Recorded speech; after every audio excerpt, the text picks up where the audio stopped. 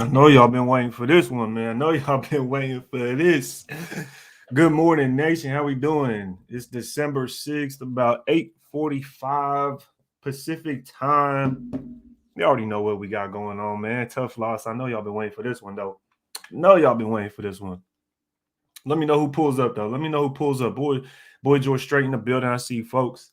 Knock Andrew. Good morning, nation. This one hurt. But do you think there's still a chance we're only 2 games behind in the division? We're going to hop into that, brother. We're going to hop into that, Andrew.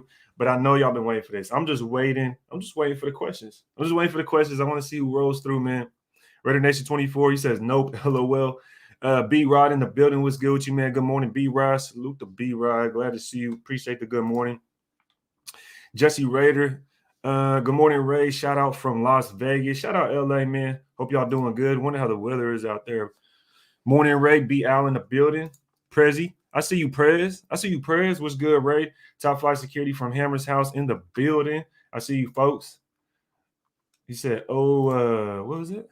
What's good, Ray? What's good with you, Ray? Love. Alex Gonzalez in the building. EJ says, what's up, Knock? What's good, nation? Now I think we are done. I'm going to just celebrate. We beat the Cowboys because I have a lot of family who are Dallas Cowboys fans. That's definitely one with you got to hold against them for sure. Raider Nation out of you already know what it is, man. Crenshaw, I see you, folks. JD in the building. Lurker, appreciate you pulling up. He says, morning, Ray. Still feel sick for that game. I'll be honest, man. I don't really feel that upset about the game. I'll be honest. You know, we'll hop into it in a little bit, but I'm not really tripping that much, man. I'm really not. Mark Davis Barber can't even be happy for the offseason because we can't draft. That's a cold one. That's a cold one right there. JD says, raid the motherfucking tape, boy. Yeah, you already know what time it is, man. I can't wait to look at this tape this week because there's going to be a lot of questions, a lot of speculation. And I can't wait to hop into it because the tape don't lie. Tape don't lie, you know what I mean? And shout out to Tape Don't Lie. If y'all don't follow Tape Don't Lie on YouTube, make sure y'all go follow them. They do some of the best breakdowns on film as well. Raider Ralph says, get the raid. Yeah. You got to get all these roaches out of here. Good morning, nation. Yeah, good morning, raid. Holly, appreciate you pulling up. Glad to see you're able to make it this morning. You know, people were waiting for Derek to have a bad game so they could come out of the shadows again, raid, LOL, even though he gave us the lead at the end and the defense couldn't stop Heineke. It's difficult. It's difficult, 24, because it should have never got to that point, I feel like. I'll be honest. I didn't expect us to win. I didn't expect us to win at all. I didn't think our defense was going to make that stop. Our defense isn't built like that. Mr. D. Souza says, what's up? Yes, sir. Souza, I see you, man. Jody 510. Jody need to hook me up with a Frenchie like that. Said this team is full of hella backup talent. I still feel the same way I felt week 3. You know, same way I felt after the Cowboys win. Same way I felt in the offseason. So I think if y'all want to pull up and we can stay level-headed, that's what we're gonna do today. We're gonna talk about it. We're gonna get into it. We're gonna make sure we figure this shit out. We're gonna figure this shit out together. Troy Romero says, what's up, Ray? I think it's time for a young-minded head coach to flip this culture around. 100% agree with Troy. 100% agree with Troy. That's a dope pick. Looks like it's you and your boy.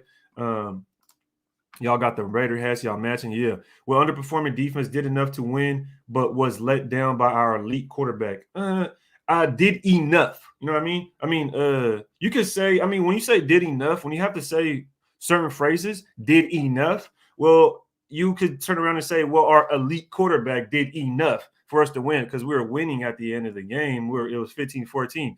So if our defense did enough on their last drive, stop them from scoring, then we would have won. So I don't know what that means, did enough. You know what I mean? What does enough mean?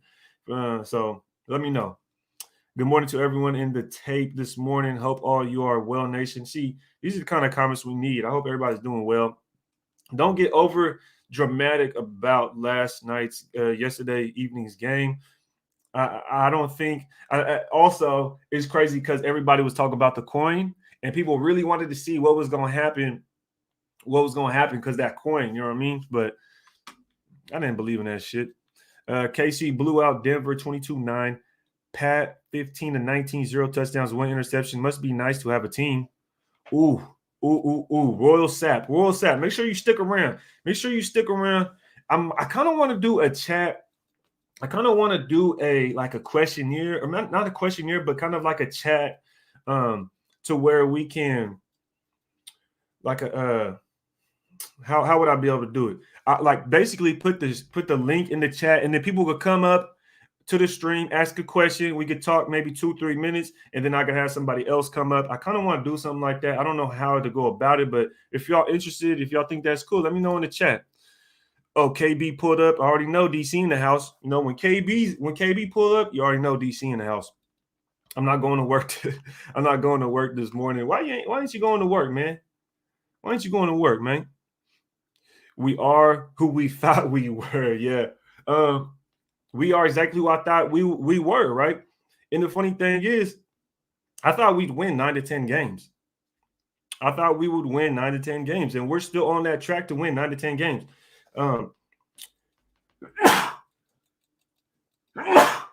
Excuse me. I don't know if I need dust in my office or what.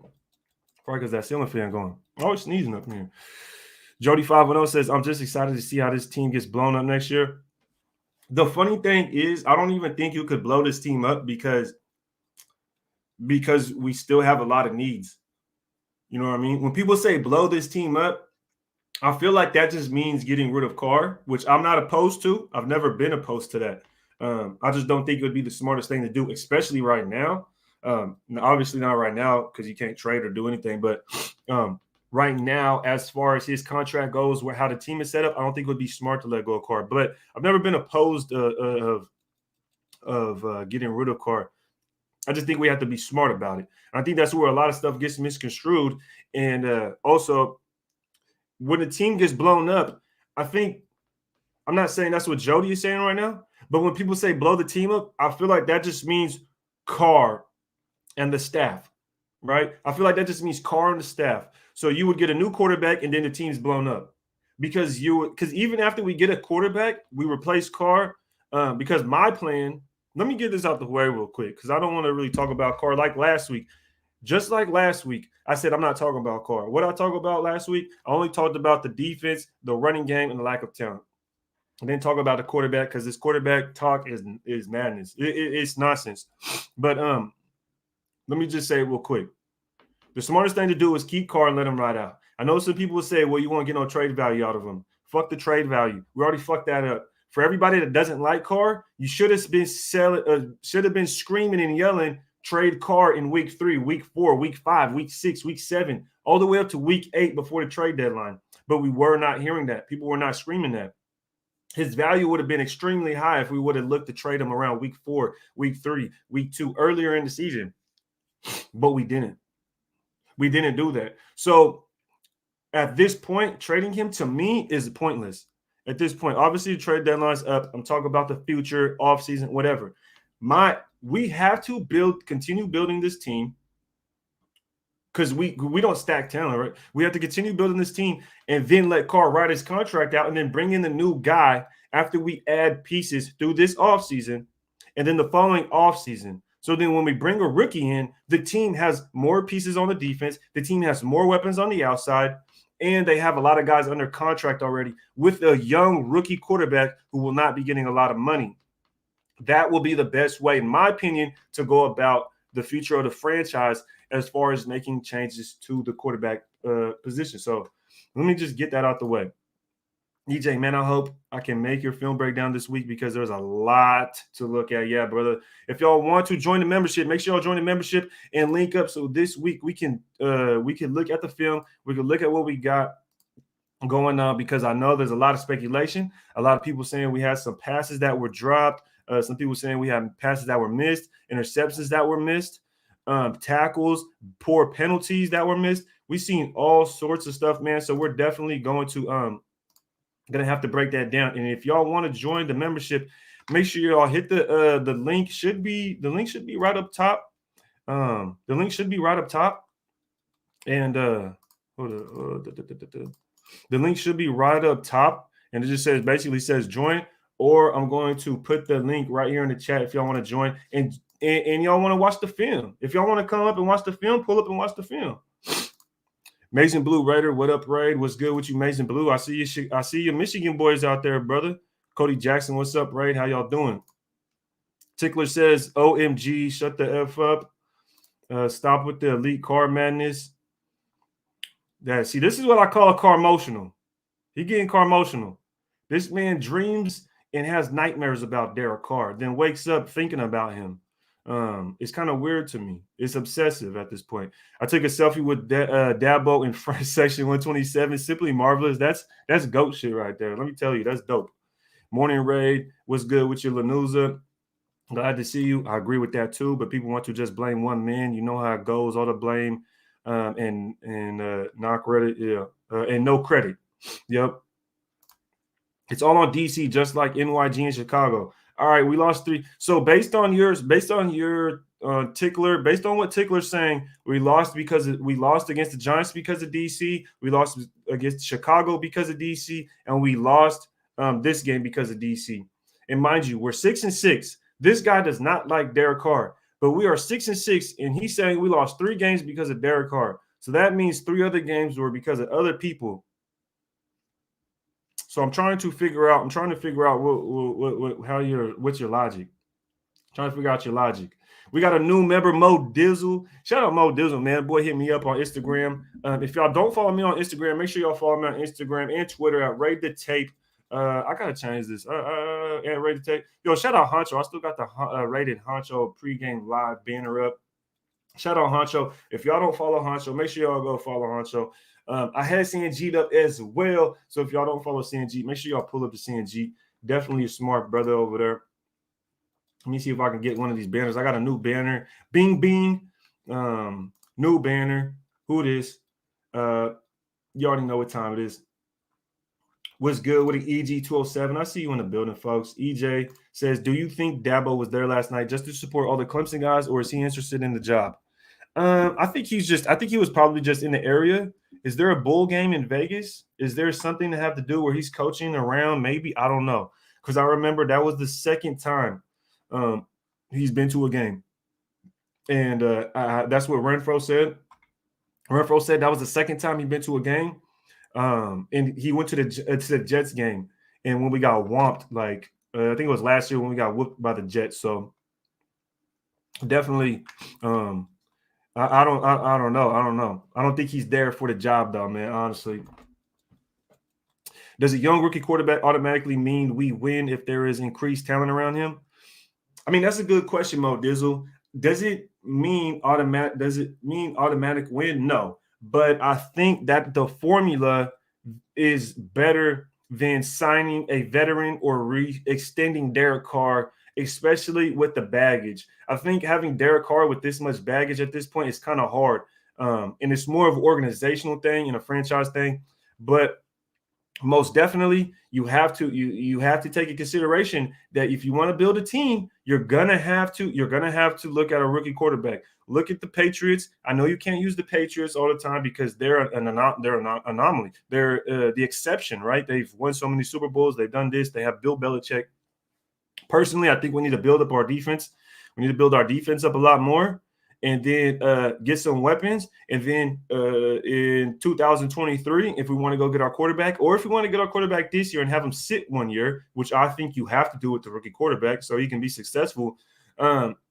And then that following year, bring him in as a starter and add even more pieces. So that will give him a year to sit and watch, but it will be 2 years of turnover, 2 years of adding pieces for that rookie. So the defense will be better and be more talented. He'll have better weapons on the outside, and we'll be able to solidify that right tackle position in the offensive line, add depth and that quarterback will be on a rookie contract. I think we'll be okay. All we'd have to do is go sign a veteran as a backup. I mean, that don't sound like a bad plan. Think about it. The Patriots have the first-ranked defense, right? They went and got Mac Jones. They don't have a lot of weapons on offense, but they have a balanced offense, right? They have a decent run game, decent pass game. And I think that's all you need, especially when your defense leads the league in turnovers. And that's definitely going to help. That definitely helps. So I think at the end of the day, I would just want to build this defense, man, which I've been wanting to do for the longest. But the Carr fanboys are actually making his departure from the team imminent. You all give him elite status, and when he underperforms, you defend him to death. I haven't defended Carr at all. I think you're talking about Carr. I'm not even talking about the dude. I'm not even talking about Carr. I'm talking about the future of this franchise. And you're still, and this is what I mean. People will say stuck on this, right? People stay stuck on Carr. And it's like, dude, even though I support Carr, you are literally stuck on talking about him. You are so stuck on this one person that you can't even see anything else because you're blinded with rage. You definitely need to go watch some monk videos. You definitely need to go learn some Buddhist techniques, maybe. Learn that life is suffering first. And maybe your eyes will open a little bit. Shorts Saint Murray is balling out of control. Best defensive rookies besides Hobbs we've had on this team. Yeah, we definitely have. We definitely have a lot to look forward to with Hobbs as a rookie, Murray as a rookie, Kuntz. Shout out Kuntz for getting his first sacks. Shout out Kuntz, but I'm falling a little bit behind in the chat. Let me catch up to this though, man. At what point do we start to tank? We look bad on. Oh, we don't tank at all. I don't think we need to tank at all. We need to finish strong. You play every game out. You do not tank. Why? The thing for me is, why would we tank? I don't see a quarterback worth tanking for. Yes, last year, we should have got a quarterback if we wanted one, and we should have traded up to get one to sit behind Carr if we really wanted a quarterback. This is not the year, in my opinion, to get a quarterback. But if we did want to get one, why would we? I don't think we'd have to tank. I think a lot of the quarterbacks would be in that 10 to 20 range, right? And if we wanted to trade up, then we trade up and get our guy. But even then, I want to do that. I would wait. I think it's a long-term game. If you want to be good, it's going to be long. It's going to be a long term. The Patriots didn't just go draft their guy, right? They went and got Cam Newton for a season. We know damn well the Patriots was not going to keep Cam Newton for a long period of time, but they went and got Cam Newton, someone serviceable, just so they could produce something on the field. They could see where they're at, and that's pretty much it, right? That's what we need to do. Same thing with Derek Carr, what the Patriots did with Cam Newton last year. Let Carr ride this last contract out, build the team, get your free agents, right? Get your free agents, build up the defense, get some weapons. It's that simple. Then bring in your rookie guy. But I don't think this is the year, man. Shout out to Jody510 for becoming a member. Hope to see you pulling up to the live streams. We need to see y'all pull up to the live stream so we can watch the tape together. We need everybody's opinions, need everybody's input all the time. Glad to see Tashi able to make it, always bringing some good info. He said, we just need an OC that's an actual OC. I'd keep Gus. We'll talk about the defense, Tashi. Make sure you keep that on tabs because I definitely want to keep that on tabs and talk about Gus Bradley in a little bit. JR65 says has become a YouTube member. Shout out JR65. Appreciate you becoming a member. Y'all keeping it lit for us. Welcome to the squad. Y'all gonna be there in the film studies, and y'all make sure to put your opinions in because, like I said, we gonna see. It's gonna show a lot. What is Andy's YouTube? He is funny. I was watching the live and loved when he freaks out. That is Raiders. Which one is Raiders Football Talk? Andy's YouTube is Raiders Football Talk. And if somebody can go get Andy's YouTube and then put the link in the chat, go ahead and do that so he could so this brother could find them. But go look at Raiders Football Talk and see if you can find them. And if you can't, then just ask again and I'll do it myself because got to look out for bro. Lurker says, just look at the play calling to start the game. Washington attacks downfield. We throw passes sideways behind the line of scrimmage. And I said this on my Instagram. If y'all don't follow me on IG, make sure to go check me out. I respond to DMs, have conversations with people. Not afraid to talk to y'all. Trust me. I said it last week, and I said it the week before the Cowboys game. Actually, it was. I said, I'm tired of the horizontal passes. We need to take that away. Then we go into the Cowboys game. We sling it downfield. We're going vertical the whole time. Then we come back to this game. We're throwing sideways to Jacobs. So that's kind of annoying. I'm tired of that. Good morning, Jorge. Glad to see you were able to make it out here. Arya, Huncho, I know a vegan when I see one. You talk about Buddha and meditation. Yeah, man, you got to keep your aura right, brother. You got to keep your wits about you, man. You can't be out here wilding out, but also at the same time, you check a motherfucker when you need to. So don't let that shit fool you. You know, one thing about all that is you still work on your martial arts, and that's something they taught me, and that's why I do martial arts now. Build up the offensive defensive line, win in the trenches, definitely, Dan. And this is kind of what I'm saying, Dan. If we want to go get a different quarterback, I'm not opposed to that because personally, I think it's time. I think there's too much baggage on Carr. I think we need a new energy. We need a new voice. We need a new image, right? We need a younger image. And with that, I think we need to go ahead and work on the offensive line, whether it's bringing in a right tackle that's a veteran, has to be a veteran. Do not go fucking get a rookie. Please do not do that. Go get a veteran, proven veteran in the NFL to help this offensive line, to help these young guys.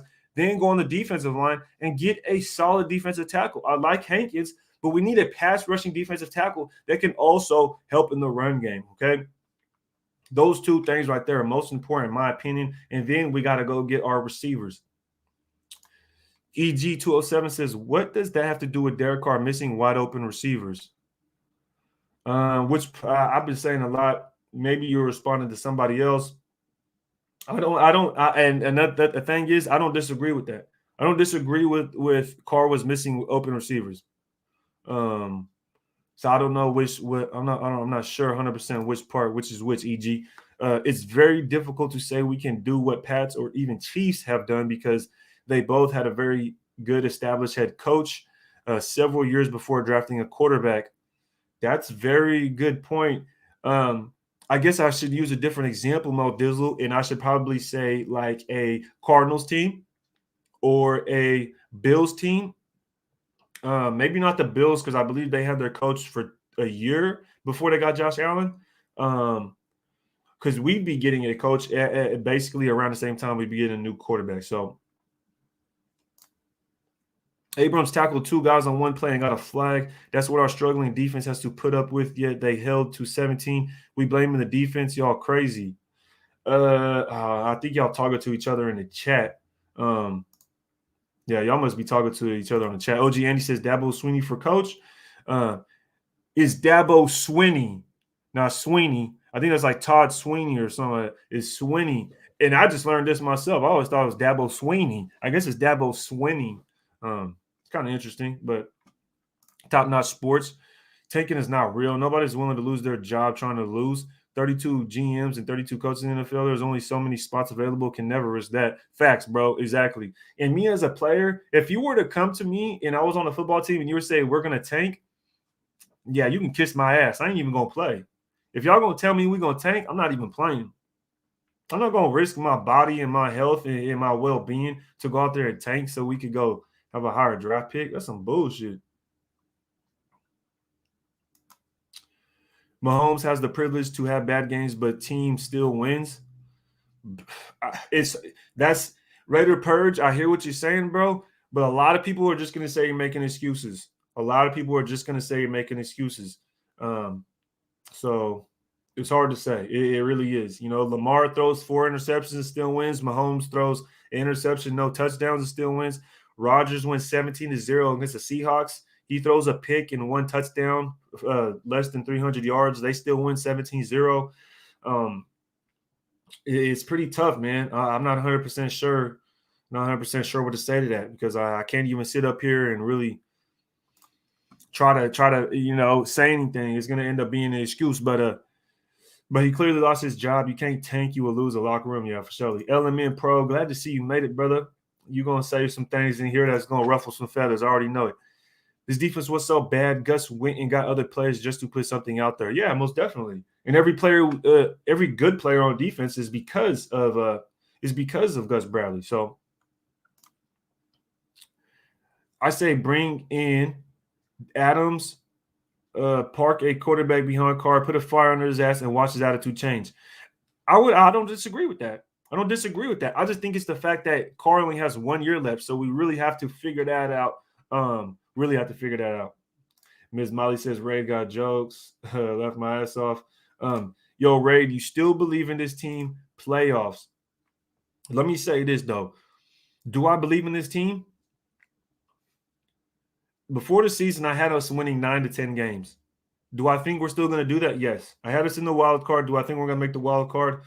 It's going to be tough, and I'm still going to say yes. I'm going to say yes because I'm going to stick with what I said. If y'all noticed, if y'all been following me, I started this channel maybe 8 months, 9 months ago.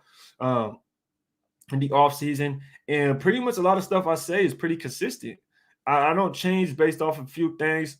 I like to ride it out. I like what I say. I like to ride it out. And if I end up being wrong in the long run, then that's what it is, man. And call me on my shit. And at the end of the day, that's what it is. I was wrong. So I'm going ahead and I'm gonna ride it out. I said 9 to 10 wins. I thought that's what this team was capable of. And that was at the beginning of the season when good, Richie Incognito, Waller, Jacobs, Ruggs, and Gruden were all here and we're all healthy. You know, even Morrow, Javin White, Trayvon Mullen. You know, when all those guys were healthy, I said 9 to 10 wins. So now that all this has transpired, you know, I would take maybe a game or two off of that. So it would end up being about 8 or 9 wins. So do I believe in this team? I still believe in them the same as I did in this offseason. So let me catch up to these. Let me catch up to these chats, man, because I got a little bit behind. But Tickler, imagine yesterday with no Hunter Renfrow, everyone would be calling for DC to be benched. People were calling for DC to be benched even with Renfrow. So I mean, at the end of the day, I think, at the end of the day, I don't think it really matters. You know, I think it's just interesting that it's just interesting that I'm a Derek Carr. I like Derek Carr. I think he's a good quarterback, and even though I think is a good quarterback, I didn't think we were going to win more than 10 games this season, and that was at the beginning of the season. So, and then I'll talk to people that don't really like Carr or want him gone right now, and they had us winning 12 or 13 games. And it's like you don't like the quarterback, but you have us winning 12, 13 and more games. Me, I like the quarterback. I didn't think we'd win more than 10 games. So that's what kind of confuses me. I just thought we didn't have the team that was going to be able to do it. I know some other content creators feel the same way. Some other fans feel the same way. And there's the other side of the spectrum that people say, no, we're not going to, I don't know where their logic is. They'll say we're going to win 11, 12, 13 games, but they don't like the quarterback. So that's what kind of confuses me. If someone can explain that, if someone that had us winning 11 or more games, but isn't a fan of Derek Carr, can you explain what you mean by winning 11 or more games when you don't like the quarterback? Element Pro says, why would you ever say it's time for a new quarterback as if we're good at finding quarterbacks? Another 11 years of searching. Here we come. That's not a good idea. I like your honesty, Element Pro. I really do. I don't think for me personally, it wouldn't be about finding a new quarterback. And that's why I put the quarterback on back burner. Everybody's so caught up in the quarterback of this franchise, and I don't think they realize that we need more things, right? Like I posted on my Instagram, and I keep going to my Instagram, but I posted on my Instagram and I do polls, right? I'm gonna go check the polls right now. And what I mean is, I'll ask everybody on my Instagram, and I'm gonna ask you guys right now, since we're what is a bigger need? What would you guys say is a bigger need right now? Because this is the same thing I posted on my Instagram, and it's funny because people are on different sides. All right, y'all chat ready? Make sure y'all flood the chat and hit that like button. If y'all just pulling up, we're about 150 deep. Hit the like button. Make sure y'all hit that like button. Subscribe if y'all new here. Follow me on IG so we could do the pulls. DM me so we could talk about Raiders talk during the game, after the game, before the game, whatever. I'll respond to you on Instagram. I like talking to y'all. But I put a poll and I said the biggest need, y'all get ready. Go ahead and put in the chat right now. You got to choose between one or two things. The biggest need between quarterback or wide receiver. What do you choose? Quarterback or wide receiver? Biggest need. We're going to get to it. We're going to get to it. I just only want to know right now, quarterback or wide receiver. Go ahead and flood the chat. I need y'all to flood the chat right now and let me know. What is a bigger need? Quarterback or wide receiver? Let me go ahead and put a banner up so y'all can see. Bigger need, y'all. Bigger need. Make sure y'all flood the chat because we need to know. I need to hear from everybody in the chat, man. There's over 160 people in the chat. That means I need 160 comments of people saying quarterback or wide receiver. Let's go.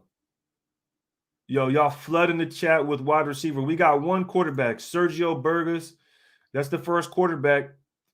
A lot of wide receiver. A lot of wide receiver. Okay, we got another quarterback. That's about 2 versus about 30. We got 3 quarterbacks. A lot of wide receiver. Tossie wide receiver. We got Element Pro wide receiver. Easy Prez with wide receiver. Ray Lev. 24 says wide receiver 1 is clearly the biggest hole on this team. Souza says wide receiver. Zemna says wide receiver. EG says quarterback. Quit Booker says quarterback. We got a few quarterbacks. I like that. Okay, so we got a few quarterbacks. Okay, now we're gonna go on to the next one. Y'all, a wide receiver won that one, no doubt about it. I mean, no doubt about it. No doubt about it. Wide receiver won that one. Okay. Now, what is the bigger need, quarterback or right tackle? Y'all let me know. Is a bigger need quarterback or right tackle? Y'all let me know right now. Bigger need, y'all. What's the bigger need? We got over 170 people in the chat right now. Make sure y'all hit that like button. But at the same time, we need 170 comments whether we want a quarterback or a right tackle. Which one is the bigger need? Make sure y'all comment down below right now. Quarterback or right tackle. Bigger need. Let's get it. I see right tackle popping up. OG says right tackle. I see you, folks. Tassi. Yeah. Steve Jones, right tackle. Okay, folks. Purge in the building with the right tackle. Souza with right tackle. Jamie with quarterback. Okay. EG, right tackle by far. Okay. Border Hopper. Whoa. He says right tackle. Hell of a name, man. Caught me off guard. Ario, right tackle. Okay. Jeremy, right tackle. Man. Wide receiver one easy. Wide receiver one easy, brother. One easy. Right tackle and left guard. Right tackle. We got Jason with quarterback. Okay. D Raider says right tackle. Silver Black says 831 says right tackle. Mashawn right tackle. Yeah, right tackle one. So it looks like it looks like people want a right tackle more than we think we need a quarterback. Looks like people say we need a wide receiver more than we need a quarterback. And I totally agree with all of that, right? I think we need to go get those two things before we even move on from quarterback. So that's just my opinion. And the chat has spoken. Y'all could communicate with each other. You feel me? Y'all could go and communicate with each other, respond to each other's chats, because I'm just here for the nation, and I'm taking what y'all saying in consideration. And a lot of y'all saying wide receiver and right tackle. There was a few quarterbacks in there sprinkled in, but at the same time, it was overflowing with wide receiver and right tackle. So we most definitely gotta think about that, man. There's no way you could sit here. Well, what happened? Let me get back to the super chat. There's no way you can sit here and deny that the nation has spoken at that point, right? And it's funny because you can see even when I did the polls, everybody did the same thing. Everybody said 79% said wide receiver. I don't know if y'all can see that, but 79%, nope, you can't. But 79% said wide receiver, and 87% said right tackle. 87% said right tackle. So, I mean, at this point, I don't know what would make the nation happy, but we got to figure out what we want in the end, right? Sean, appreciate the super chat. If y'all want to get that question answered, no matter what, make sure y'all put a super chat in. And also, it's plenty of support, man. If y'all want to join the membership, go ahead. Join us. Should be this Wednesday. We'll break down the film. Usually I do it on Wednesdays around 6:30. We'll break down the film, members only, and y'all could join up. Sean says, get Devontae Adams. If DC still struggles next year, you can move on and rebuild O-line in offseason. So let's build off of this, right? Let's build off of this. Because I feel like if we actually got Devontae Adams, I think it would be bad ethics. I think it would be bad business if we got Adams and then the very next year we moved on from Carr. because a big thing I would say is the reason we would get Adams is because Carr, right? Um, that would be a huge selling point, I feel like. And I know some people might disagree, like, oh, well, Carr's not good. Adams doesn't care. You could say that, but I think it's the relations there. And I think that's why we relate Adams uh, to being a Raider because of that relationship between him and Carr. So that's why I kind of say that. It would be hard to get Adams and then ship out Carr the very next year. And then Adams is going to be like, yo, what the hell? I told you I came here because, we're friends. I'm friends with Carr. I have a relationship with him. So I don't know. I think that would be kind of weird. So we'd have to really think about that. If we bring Adams, that means you would probably want to, keep Carr because it would be bad ethics. It'd be bad business. And, I wouldn't want to do that. It's damn near like, it's just bad business, bro. And that's not that's probably Raiders' way, but come on now. You don't want to bring a guy in and then piss him off, especially because Adams is going to get a max kind of contract. He's going to get a big contract. So I just wouldn't want to do that. If we're going to move on from Carr, then you're probably not going to get Adams, because if you're going to get Adams, then you tell him, oh, well, yeah, we want to get you Adams, but we're going to move on from Carr next year. Adams is going to probably say, no, then I'm going to leave. Usually guys want to know what the future holds, you know what I mean? Especially when they sign a longer contract. It'll probably be his last contract of his career, too, for Adams. So it'll be interesting to see. Queen Raideress says, rate them likes. You already know what it is. Hit that like button. Appreciate the Queen always support, pulling up, reminding everybody, hit that likes. It goes a long way. Helps the algorithm. It helps, you know what I mean? Make sure y'all hit the thumbs up and rate them likes. Shout out to the Queen. Simply Marvelous with the super chat. Always a good way to support if you want to support a brother. He says, cool to be passionate about your team, but how many actual go to the game and support our team? I'm there every home game and spending money, and I'm not even mad because there's bigger problems out there. Simply Marvelous, well put. It's simply marvelous. That's it. You know what I mean? I'm glad that's your username, because that's a good username, man. You put it very well. You put a lot of money into this team. You put a lot of you have a lot of passion for this team. You spend a lot of time on this team, right? I spend a lot of time on this team. I sit a lot of time watching the game, watching film, looking at statistics, looking at other teams. Like, people don't realize a lot of time is taken up when you have to go look at other teams. And I feel like a lot of people don't do that. And I'll do that. I'll look at other teams. I'll watch other quarterbacks. I'll watch other defenses. I will watch how other games are played. And that takes a lot of time. So I definitely agree, man. And people can get emotional and passionate, overly passionate, because of that, because they spend a lot of time and money and they invest a lot into this team. So we deserve more at the end of the day. Whether you like Derek Carr or not, because I know that's the deciding factor for a lot of people, we deserve more, right? We deserve more as a nation. We deserve more as a fan base. We've been dealing with this for too long. Whether it's Carr or not, we've been dealing with it for 20 years. So we definitely got to figure that stuff out. Well put, simply marvelous. Appreciate the super chat, brother. Medwin Ortez says, Willis or Corral, pick right now. If I had to take a step back and think about it, I haven't watched the film on either of them, so I can't sit here and act like I know 100%. But if I had to choose based on what I've seen, I'm going to pick Corral. I don't think the Willis guy is going to be all that. I think he's going to probably be like PJ in Carolina, but we'll see what happens, man. I think Lamar Jackson is a one of a kind, and people want to say Willis is the next Lamar Jackson. Well, good luck. Good luck with that. I don't know how many Lamar Jacksons there's going to be. We seen Michael Vick a long time ago, and we haven't seen another Michael Vick since. And now we got Lamar Jackson. So I don't know. Get them back to back that close. I don't know if it's going to work out. So we'll see, man. We'll see, man. Appreciate the super chat. Adams would bounce if we did that. See, I kind of feel the same way. We'd probably end up probably bouncing if we did it. I don't think spending money shows how much we love the team. Tassi, that's 100%, bro. 100%. I do agree with that. I think you have to take in consideration, though, that people that do have money, and if they want to go spend a lot of money on the team, that's how they're devoting, and that's how they're showing that they're supporting the team and they're going, do this. Some people don't have money to spend. That's, you know what I mean? Some people just don't have the money to spend, but they still love the team a lot, right? So, I think that's a good thing to say though, Tassi, because it don't matter how much money you spend. It really doesn't. Adams won't come if DC not extended first.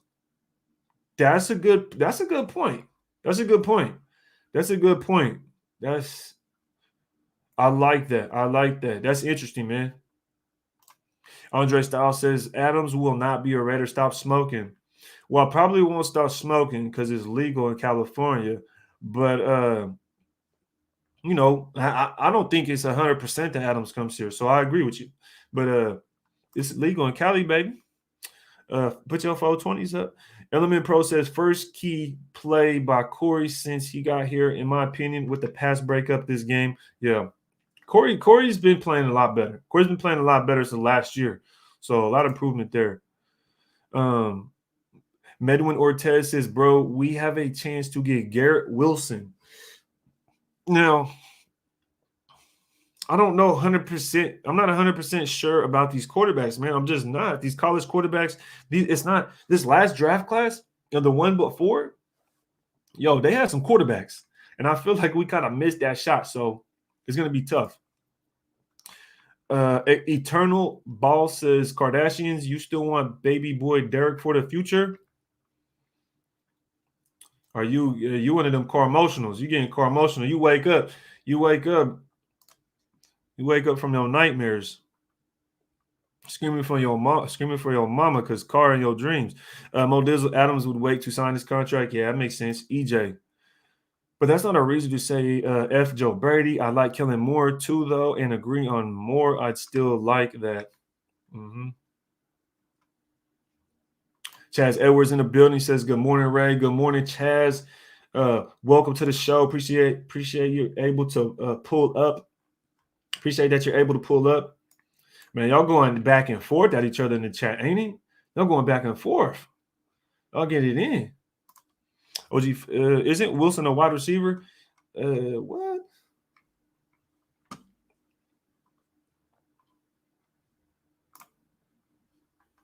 Wilson, a wide receiver. Get Williams if it's a wide receiver.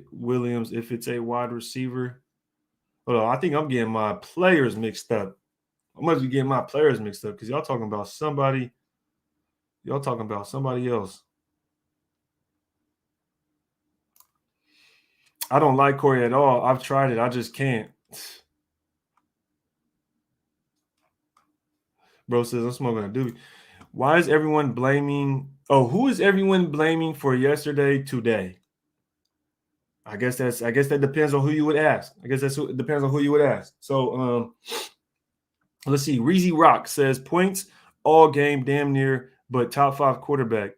6 points all game damn near, but top 5 quarterback. I mean, y'all going at each other's throats in the chat. He says, if Honcho was here, he'll tell you to get the virtual strap. That's funny, man. He said, get the strap. Yeah. Ray Love says the whole team. A lot of people would say that the defense played well, though. The defense played well. And let's talk about it because I seen somebody bring up earlier whether we should bring up Gus Bradley or not. You know what I mean? We got over 200 people in the chat. Make sure y'all hit that like button and y'all need to put down in the chat, do y'all like Gus Bradley or not? Put a thumbs up, put a thumbs down, put a Y for yes, you like Gus Bradley, put an N for no if you don't like Gus Bradley. Is Gus Bradley the guy? Let me know. Do y'all like Gus Bradley or not? What are y'all looking at? What are we looking at in this defense, yo? I want to get into the defense, right? Jason says the D did its job. The D did his job. I mean, they did their job. Whatever. The defense played well. DC just doesn't have it when he needs to. The defense didn't have it when it needed to stop them from winning the game. What are you talking about? It's the most frustrating thing of the year. The defense played well. DC just doesn't have it when he needs to. We went downfield and scored points. We were up. If the defense just stops on one drive, they were right. You said the defense was playing well. Why didn't they just stop them the drive? They were stopping them the whole game. Stop them motherfuckers that right there so we could win. That's what's confusing me. Greg Olson, no one else play calling was awful. Yeah, man. I'm tired of them. I'm tired of them screens. I'm tired of them passes to the sideways. Yes. He's okay. Johnny Luna, why you say no, Johnny? Let me know. Coaching is our biggest lack of accountability. Then comes our leadership. Bradley is fine. Run game is terrible. Autumn Wynn says no. You don't like Bradley. D Raider says no. Why don't y'all like Bradley? I like Gus Bradley. I do. I like Gus Bradley. Snoop, good morning, nation. What is your opinion on about yesterday? Gus ain't it either, in my opinion. Boy, your name, bro. Your name killing me. Just like Concho said yesterday, when it matters most, defense couldn't get a stop. I don't think our defense is built like that. I don't think our defense is built like that. Defense has holes, but if they give up under 20, I'm not blaming them. I mean, and this is where we kind of get into that area of, okay, you got to give and take here, right? Eternal Bond says defense has holes, but if they give up under 20, I'm not blaming them. And this is where I kind of disagree. I don't think it matters about the exact amount of points. I think it matters how the game goes. And the fact that both teams were in that 14, 15 points. So you're saying 20, and it's like, bruh, we were winning 15-14 with 2 minutes left. Just stopped in one drive, and we went. And it wasn't, and that wasn't the case. It's kind of like the opposite. It's kind of like saying, well, the offense needs to go downfield and score. The offense went down and scored and put us up. So we were up, right? And then the defense ended up folding and giving up that field goal. So even then, I know people are going to go back and forth, whatever. EG says, I like Gus Bradley and Ron Miles. I do too. And I'm going to get into it about the defense real quick, because when it comes to the defense, I think it's the players on the field, in my opinion. I think Gus Bradley is a good coach. Ron Miles, most definitely. Richard Smith. You got Rod Marinelli. I think we have a solid coaching staff on that defensive side of the ball. I personally think it's the players. The players are the issue on the defense, and that's why they aren't as good as they could be. I think the defense is solid. I think the defense right now is ranked 30th or something like that. But I think they're really like 15 to 20, and we talked about this. And the reason I say I like the coaching staff on the defense, but it's the players. And what I mean is you can't drop the interceptions, and that's not on the coach. You cannot blame a coach for dropped interceptions. You cannot blame a coach for the penalties when the play is made, right? It's third down and you commit a stupid penalty. A lot of the penalties are ticky-tack. And as Raider fans, we have to realize, okay, as much as we want to say, okay, that's coaching, the penalties are coaching, it's hard to blame Coach Bradley for a ticky-tack call that the refs make, right? A poor pass interference call on Brandon Faison, right? A poor roughing the passer call against Max Crosby, right? Or so those right there, you can't blame Bradley, in my opinion. He puts his players in positions to make plays. When Casey Hayward goes to make a play, he's in a position to make a play and he drops an interception. That's not on Bradley, in my opinion. I think the players have to take advantage of every opportunity they get, and we don't make those opportunities as football players. As the football players, I think the scheme is a little ticky-tacky at times because the cover three is so basic, but we've seen multiple times this defense in position to make a play, in position to get an interception. Coach Bradley is putting them in positions to make plays, and they're just not. I've seen us miss tackles. I seen us missing tackles in that first drive. We were missing tackles. The first two drives on the first drive, boom, they run. Okay, we give up some big plays. We're not the best defense in the world, but when Hobbs, Hayward, Mirig, who else? Faison, when these people are all dropping interceptions, Bradley is putting them in position to take advantage of opportunities. He's putting them in position to make a play, and they're just not maximizing those opportunities. It's kind of like with Denzel Perryman, for example. He leads the league in tackles, right?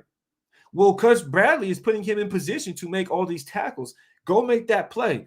But if Denzel Perryman doesn't make those plays, if he doesn't make those tackles, he's not going to lead the league in tackles. If we make those interceptions, we would have had about 4 interceptions last night.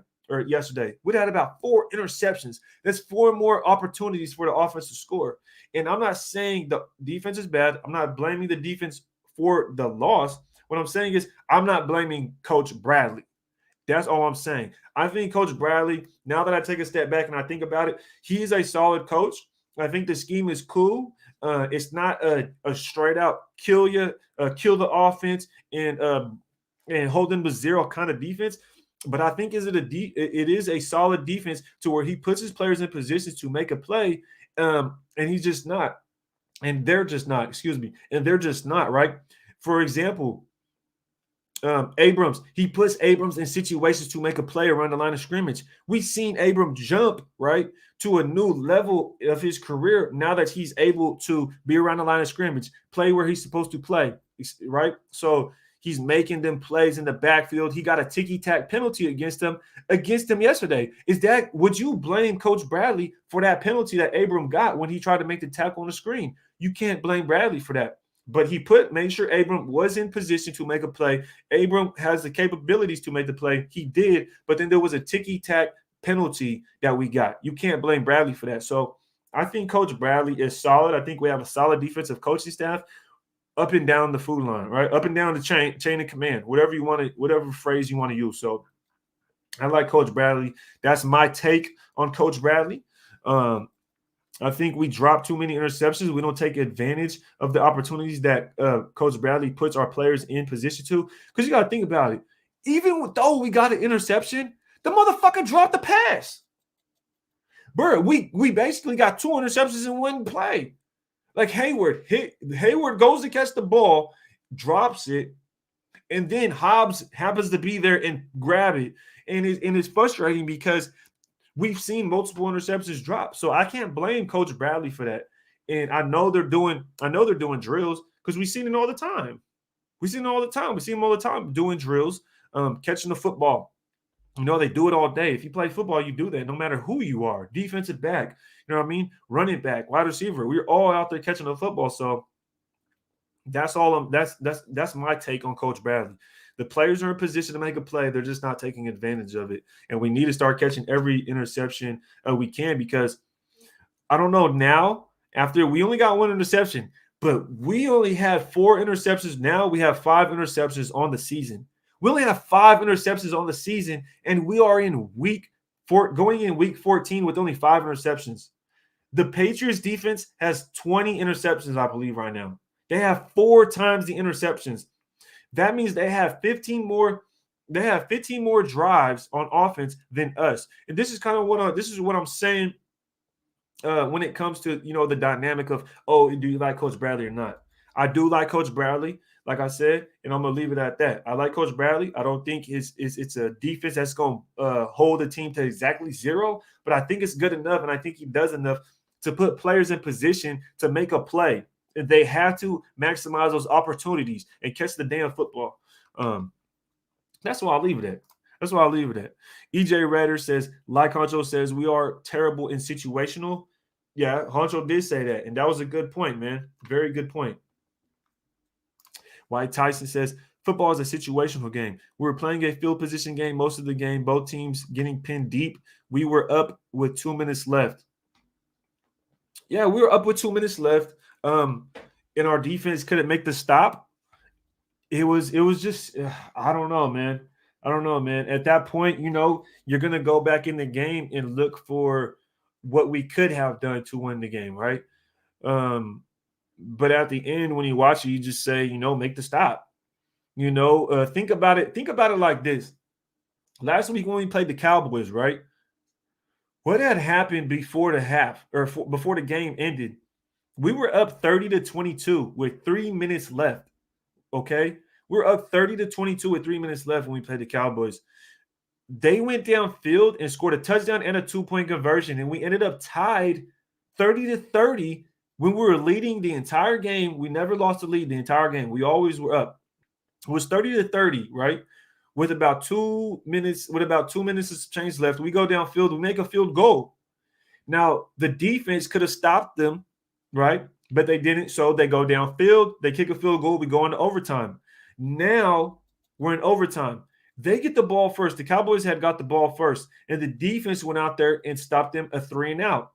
Although Dak missed the throw because Dak missed a wide open throw. Let's just be honest. Dak missed a wide open throw. The defense got a 3-and-out in that situation, whether they caused pressure, whatever. It was a 3-and-out. Boom. They got a 3-and-out against the Cowboys in overtime. We got the ball, kicked the field goal, and won. All we needed was them to get another 3-and-out this game, just like last week against the Dallas Cowboys. That's all we needed. But it is situational. It shouldn't have come down to that. We should have been up more, in my opinion. At the end of the day, we have always had those penalties called, so we have to take it and get over it. Exactly, Souza, and that's why I can't really blame Coach Bradley for blame Coach Bradley for penalties like that, because we're the Raiders, man. We're always going to get those calls go against us. Got my tea. Put a little honey in it. I know Graf do coffee and convo. I got tea and talk your shit. See what we got. Give him time. A good defense isn't made in one offseason. Yeah, totally agree, Tassi. I think the defense is solid, though. I think the defense is solid. I think they just need to make the opportunities when they arise. Tickler's still here with us. So why do we blame Olsen for Carr's average play style? I don't think we blame Olsen for Carr's average play style. I think Olsen is not a very good offensive coordinator. If you were to say he is, I think you'd be full of shit, because based on what, right? You couldn't even tell me based on what.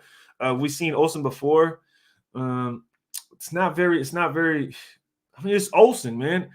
You're saying, why do we blame Olsen for Carr's average play style? Carr played better without Olsen. We could say that. Could we agree on that? Carr played better without Olsen. You know, the whole time Olsen wasn't here, he played better. Or not here, but wasn't the one in charge of play calling, you could say, I guess. But as far as Carr's average play style, Carr was definitely playing at an average level yesterday. Carr was definitely playing at an average level. Reezy Rock, did the defense do less than the offense? Did the defense do less than the offense? I mean, they didn't do enough to stop them from scoring and putting up more points so we could win. So, I mean, I don't know what did the defense do less than the offense? Did they get a strip sack fumble so we can get the ball back and take a knee? Did they drop any interceptions that would have closed the game? Did they stop the team from going 50 yards downfield to kick a field goal? I don't know, man. I think it would depend on. You got to be a little bit more specific. Did the defense do less than the offense? Yeah, because the other team scored more than us. The defense is supposed to hold the team to less points than us, and then the offense is supposed to score more points than the other team. So I don't know what you mean by that.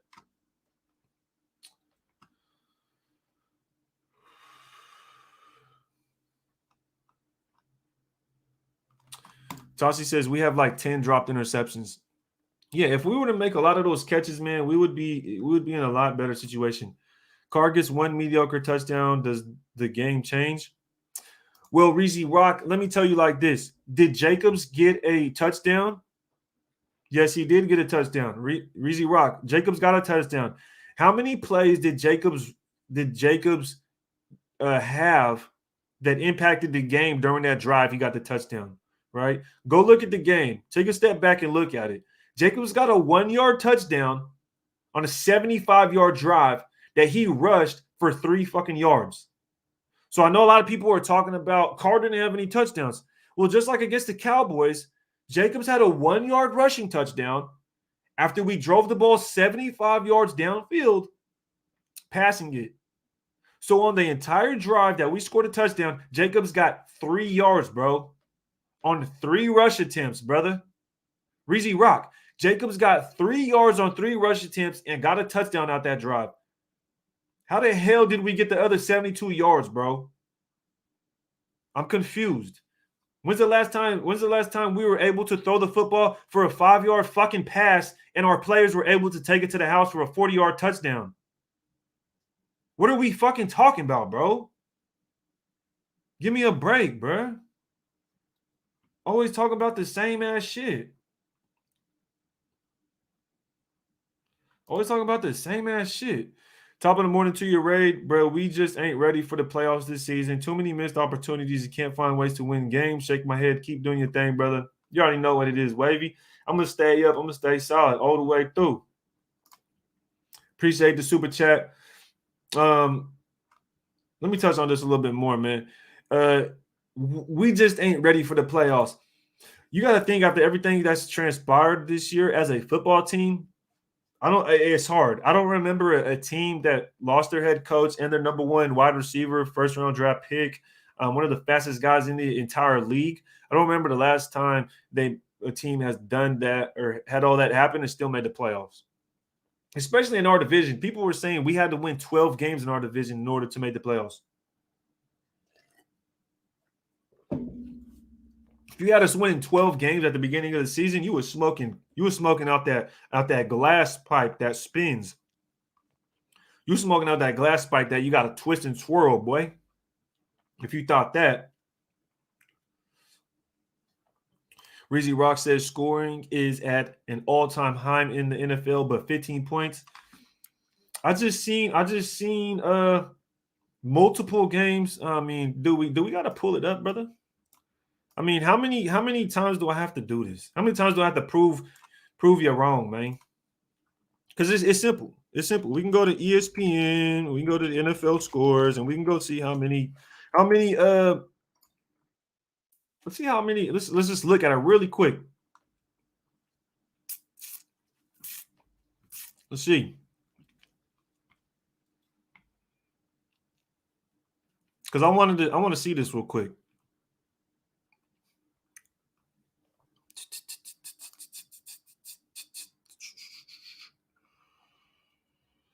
Boom. Perfect example. Look, it's not that hard. It's not that hard to look around and say, okay, what is really going on? What is really going on? And when I show you this, don't sit back there and start getting and start scrambling for something. Boom. Thank you very much, Reezy Rock. Here we are looking at a division rival. We got the Denver Broncos versus the Kansas City Chiefs. Denver Broncos got 9 points. Poop. Kansas City Chiefs got 22 points, right? Okay. Look at this shit. Explain. Someone explain this to me. Someone explain how the Kansas City Chiefs can win 22-9 and their quarterback threw for less than 200 yards at 50% rate or passing percentage and 1 interception, no touchdowns. Someone explain. If someone can explain that to me, I'll sit here and fucking listen to it. If you can't explain that shit to me, then shut your damn mouth and take a back seat. It's that simple. Because you can't explain it. You can't explain it. You're going to sit on your hands like a damn fool. You're going to sit on your hands like a damn fool. Okay?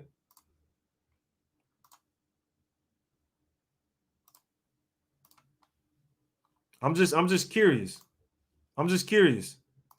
We can go here and see fucking Ben Roethlisberger put up 2 touchdowns, 236 with a 64. Lamar went 1 for 1 and a 42.7 and lost to the Steelers, who we beat. What are we talking about? What are we talking about here? Let's go around the league.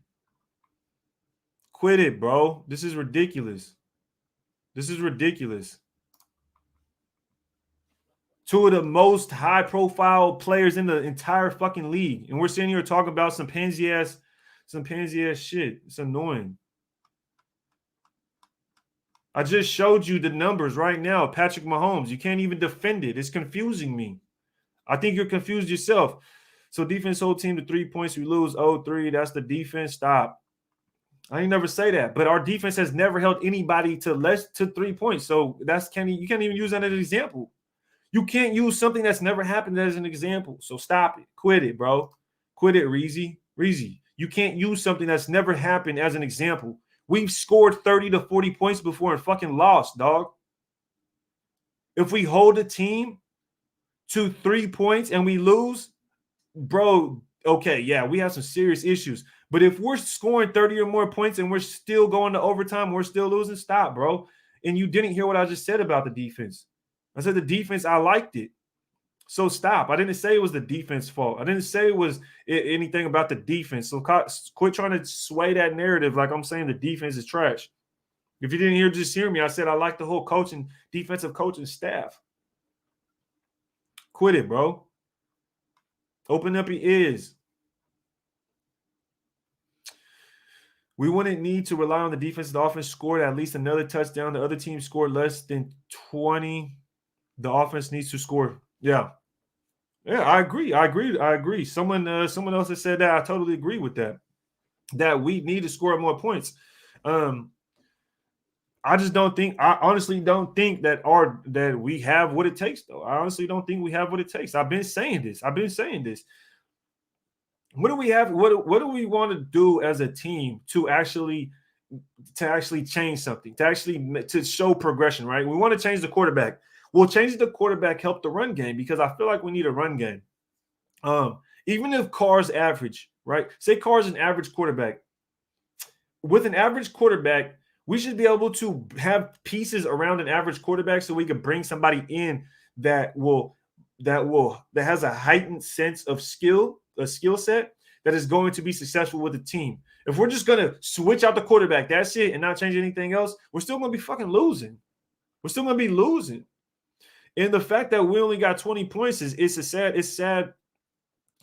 thing, man, because, at the beginning of the season, my two biggest worries, offensive line and wide receiver. Offensive line and wide receiver. I think I sent it to Honcho just recently. We had a video. Let me see.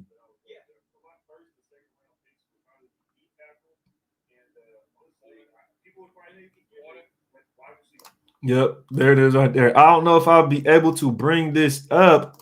I don't know if I'll be able to bring it up or if I could save this. Save video as. Huh? But yeah, in this offseason, I wanted to get another wide receiver, but call it what it is, man. Playoffs. Playoffs? Playoffs? You're talking about playoffs? We are who we thought we were. Scoring is at an all-time high. Says who? Quinn says who? I'm weak.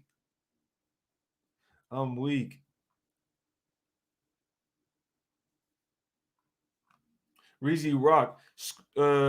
Jets versus Dolphins scored 55 points combined. Jets and Dolphins? The Jets played the Eagles, dog. Jets didn't even play the Dolphins. Dolphins played the Giants. Let's see what these numbers looking like. Yeah, the Dolphins played the Giants, so I don't know what you're talking about. Yeah. I don't know what you talk about, man. Mo Dizzle, damn Ray, don't do this to him. They not ready. Out here bullshit.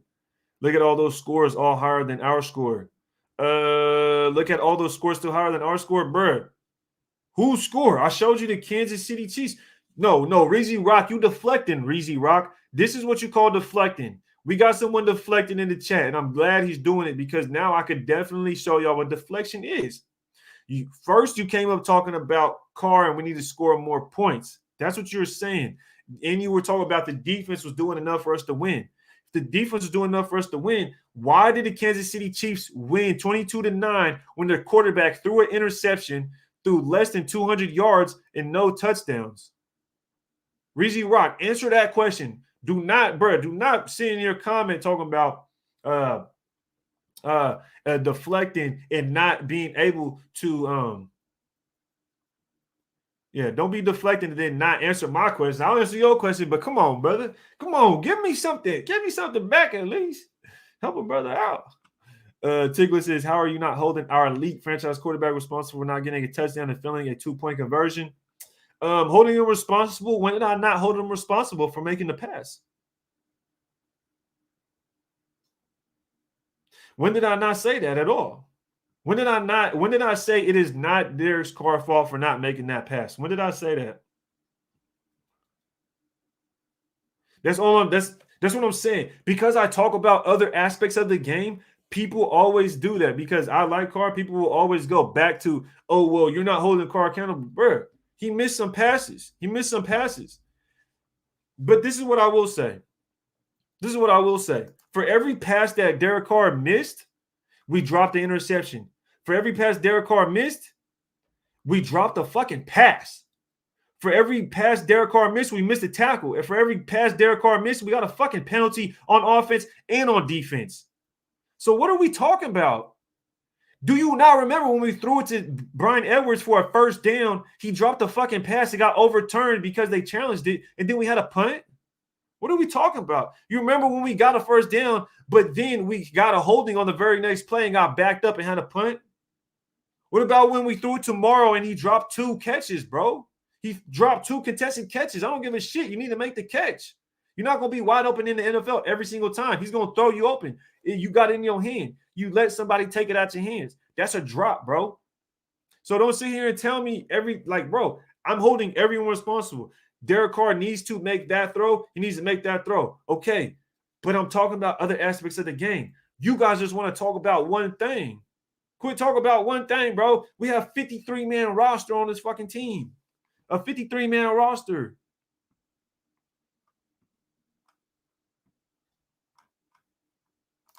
Austin says, appreciate the super chat, brother. He says, you can make the argument that defense is more talented than the offense. I don't think it's logical to keep Gus because his cover 3 scheme hasn't stopped the top flight quarterback, and we have 2 in the West. Man, that's tough because, I can't really defend that one based on the fact that we let up like 40-something points against the Chiefs last game. That was a terrible game. That was a tough game. The penalty screwed us on that game as well. I feel like on defense, I kind of broke that down earlier, and it's just based towards the players. I don't think it's Coach Bradley. I think it's more towards the players. We drop too many interceptions. We get too many penalties when it's third down. We miss too many tackles when we need to make those tackles behind the line. They end up being like 2-yard gains when it'd be a 5-yard loss. And I think that's on the players. I can't really blame Coach Bradley for that. We just witnessed last night how 3 different players dropped an interception in the same fucking game. Bradley cannot go out there and catch the pass for you. Y'all need to catch that. Y'all need to catch those. Those are game-changing plays. Those change the momentum. Those give more possessions to the offense. If the offense is playing like shit, go get the ball for them more, right? You can't sit there and let a drive take off 7 minutes. Yeah, they ended up punting, but 7 minutes went off the clock. That's all I'm saying. But I don't blame Coach Bradley. I don't. I'm sorry. I can't blame Coach Bradley. I like Gus Bradley. I think it's the players that need to step up and take advantage of their opportunities.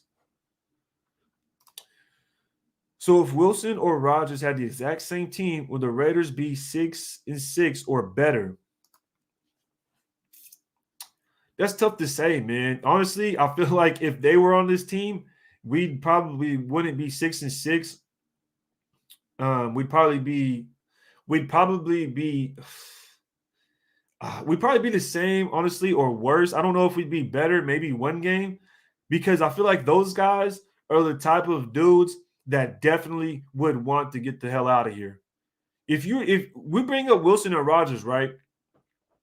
And it's funny because Rodgers is complaining about being in Green Bay, right?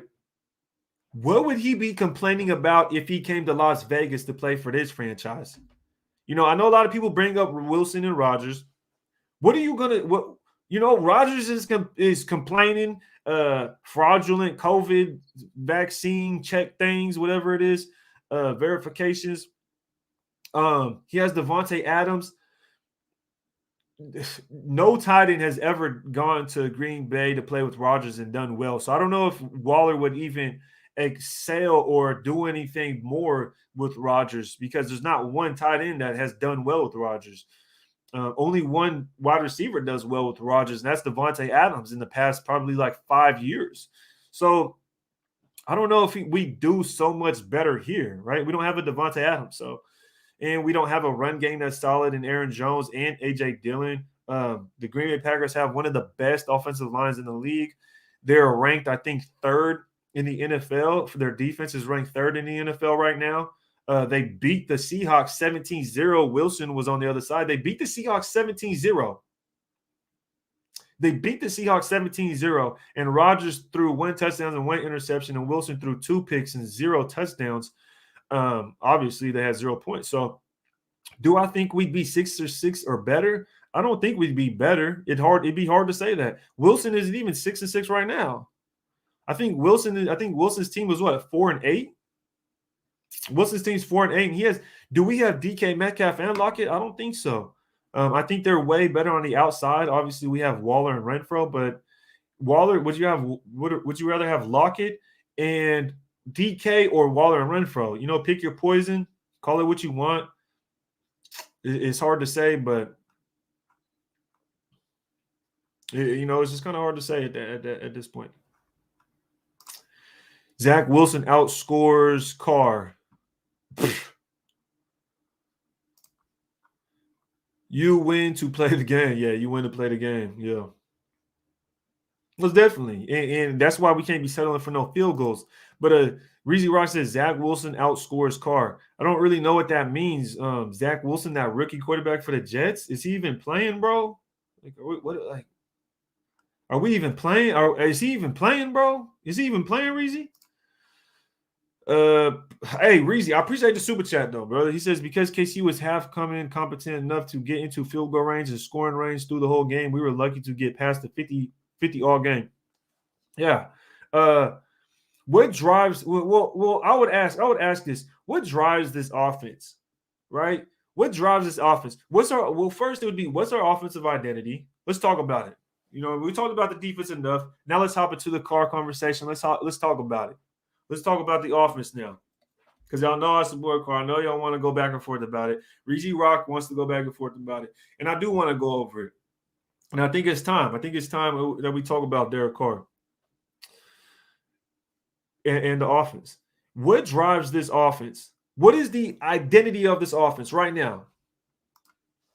The team needs to play. The team needs to make plays to win, not just DC. Yeah, I agree with that. Morrow has to make those contested catches. Brian Edwards can't drop that pass for the first down. At the end of the game, Zay Jones has to come up with that pass. It hits you in the face mask. You got to come up with that. You got to come up with that catch. But at the same time, Carr has to make the pass in 2-point conversion. He has to make which I think he made a corner throw. I just don't think Zay Jones is good enough to get there. He put it right on the button, I feel like. That pass right there. So there's definitely things we need to do. We need to make plays like catch the interceptions. Catch those interceptions. We get the ball back, right? About 3 dropped interceptions. So I think we all need to make plays on the field. I think we're depending too much, and I've said this a lot of times. I think we depend on too much on the quarterback play, but this is me.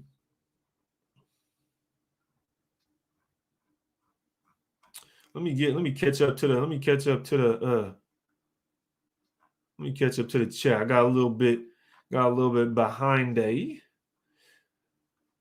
TC in the building. What's good with you folks? Darth Vader Raider says average team. Raider Carlos says I had high expectations for Waller this season. Ray Love with Carr 66, without Carr 0-12. I don't know about 0-12, but it would be tough. Imagine always vouching for an inconsistent quarterback 1 through 7 in 8 years as a quarterback. I mean, y'all can call it what you want.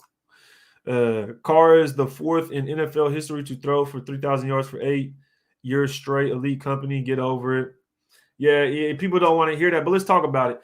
At the beginning of the season, we got over 250 people in the chat. Make sure you hit that thumbs up. Add me on Instagram, Twitter, all that good stuff. But we have over 250 people in the chat, and I need y'all to comment right now. At the beginning of this season, was our identity a run power team in West Coast offense or a deep vertical threat team? What will read more? I need to see it in the chat. Make sure y'all comment in the chat. All y'all got to do is put run or pass at the beginning of the season.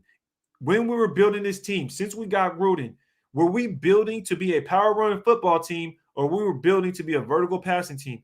Y'all let me know in the chat. Pass or run?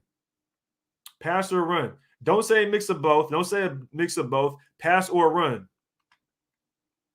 I see a lot of people say, let's see. Mix of both.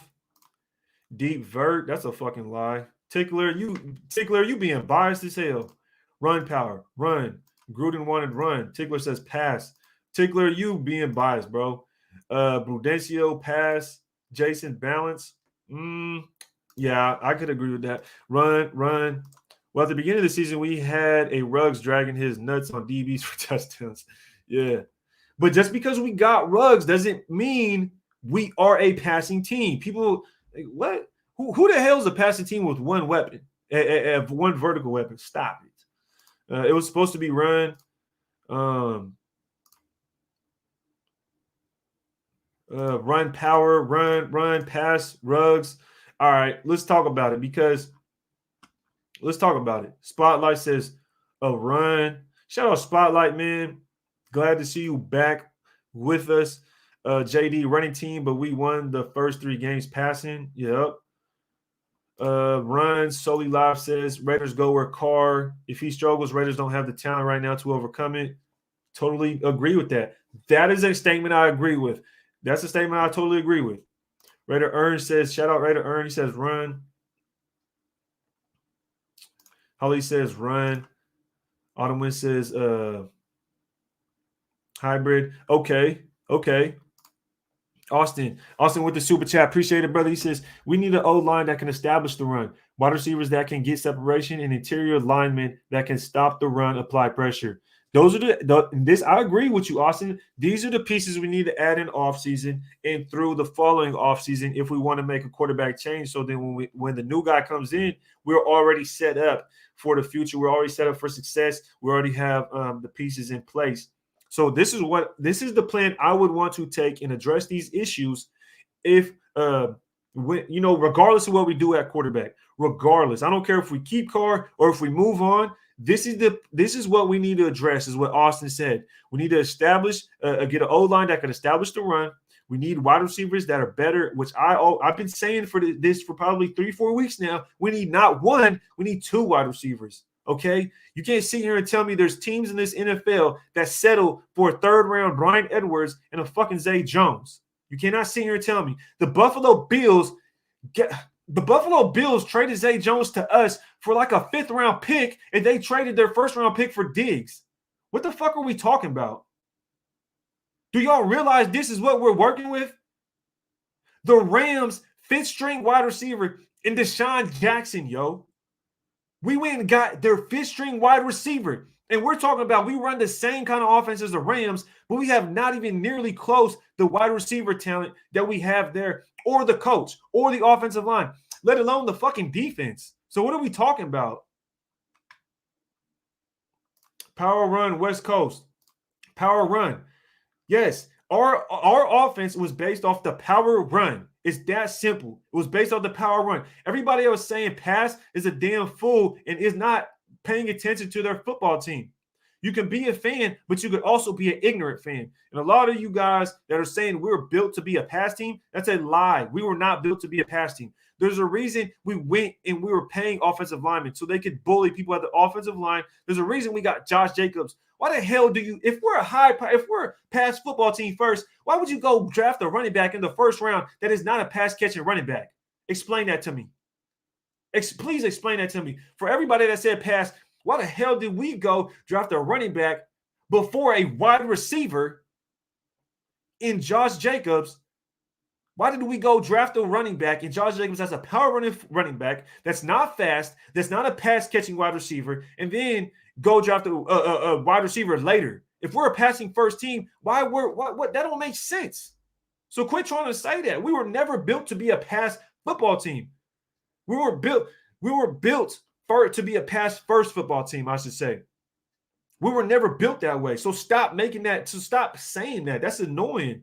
We were never built to be a pass first team. We were never built to be a vertical threat pass first football team.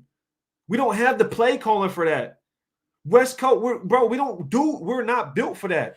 And now all of a sudden we have to do that. We have to do that because the run game is straight garbage. The run game is straight garbage now. Only reason people will say that is to defend themselves in their argument because the way we're playing now, because we have to pass it.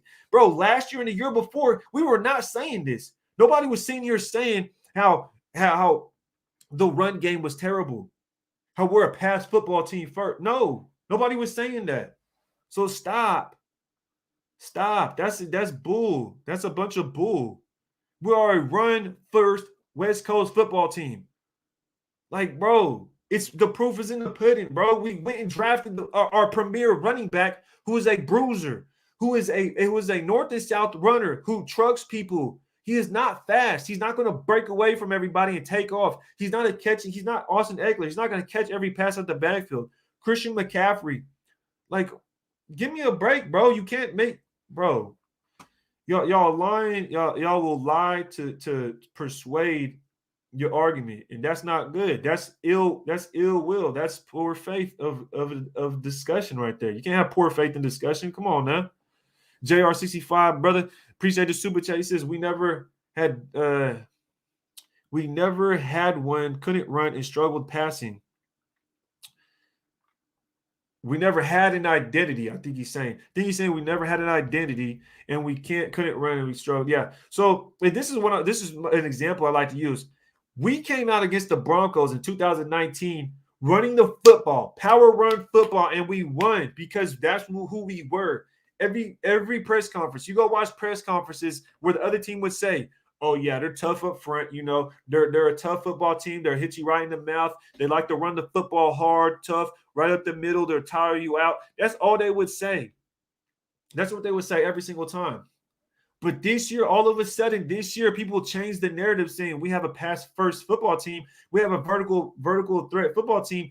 Only reason they're saying that is because it fits the narrative, and that's what we have to do to win. And we have to do that to win. How many elite quarterbacks have 2 games of 9, 13, 15, 16, 16 points, let alone 5 of those diarrhea offense performance go? Well, how many quarterbacks don't, the thing is, Reezy, I appreciate the support, brother. I appreciate you continuing the conversation. I would love to have you up on the show to talk about it, actually. You know what I mean? If anybody wants to debate about it, I'm glad to do it. I'm glad to do it. Yesterday we had Sanjeet on the show. I was on Sanjeet's show because I see somebody say, Redder J Rock says, bro, you listen to Sanjeet because I have Sanjeet was on the show yesterday.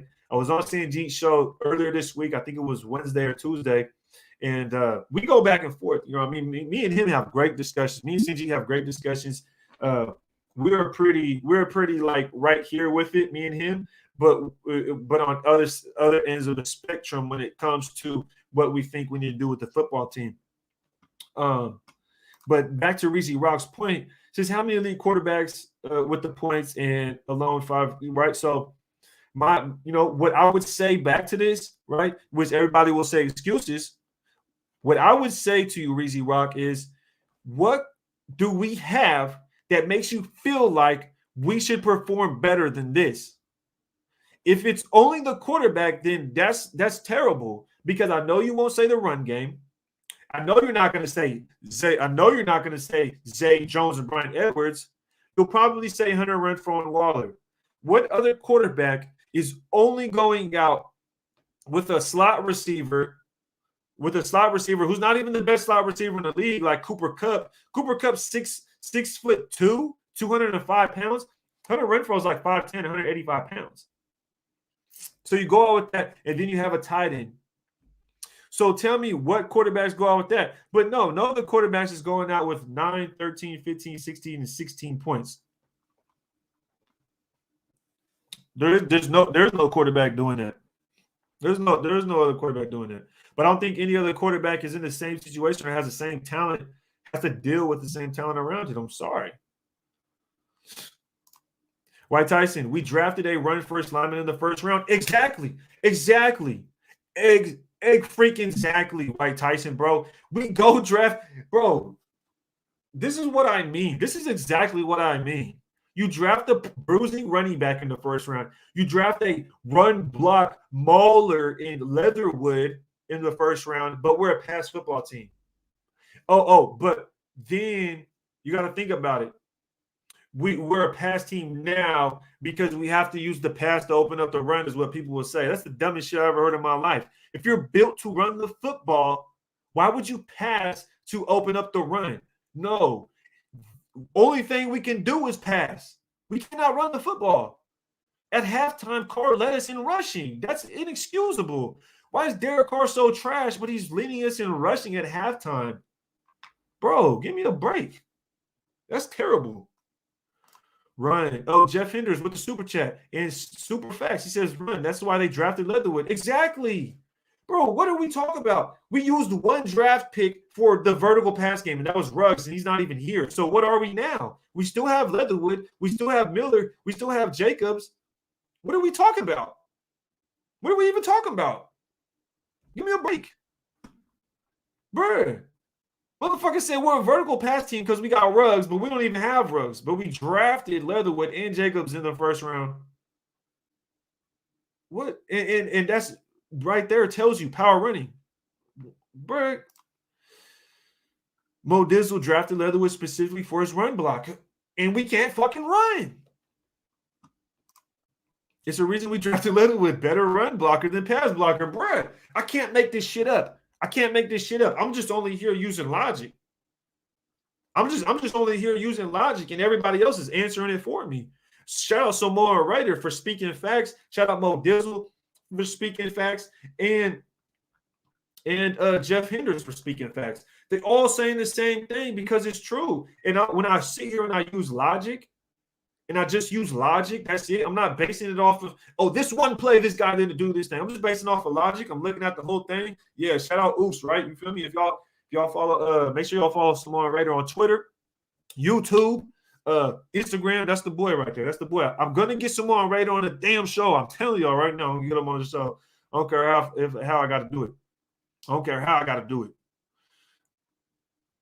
Oops, gotta pull up. Dang, I've been up here for an hour and a half. I want to stay up here for a little bit longer because I feel good about it. The show must go on, and the chat's booming, and everybody out here having a good time. I feel like let's get it in. OT6 Soldier says, we rebuilt the O-line last offseason to run block. Bingo. Thank you, OT6. Exactly. Oh, well, we're going to be better at the offensive line. We're going to be faster. We're going to go into this different kind of blocking. We're going to be cheaper and younger, and we declined the offensive line. And then we go draft the run blocking offensive lineman in the first round, and what happens? We're 30th in the league in rushing. Jacobs is 34th in the league in rushing yards, right? He's 10th or 9th in the league in rushing. I think Jacobs is 9th in rushing touchdowns this year. And I know a lot of people bring up yards don't matter, yards, that stat doesn't matter. Well, when we drive the ball 75 yards downfield and your running back only got 2 yards out of 75 yards, and then they rush it in for a 1-yard touchdown week after week, then it's kind of like, yards do kind of matter, because how do you think we got down to the 1-yard line for Jacobs to run it in for one of his 3 yards on a 75-yard drive? So that's kind of how I look at it, So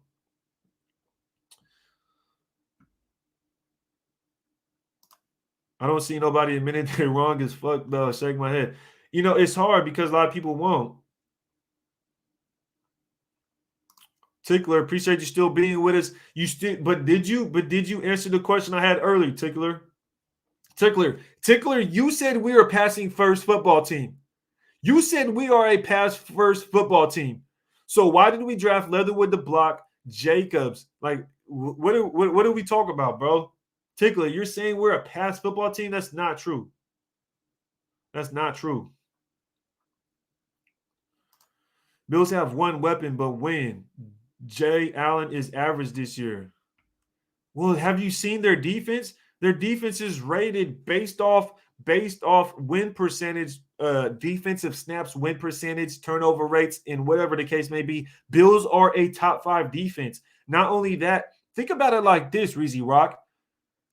Think about it like this. The Bills sent Zay Jones to us, and then they used their first-round pick to go get Diggs.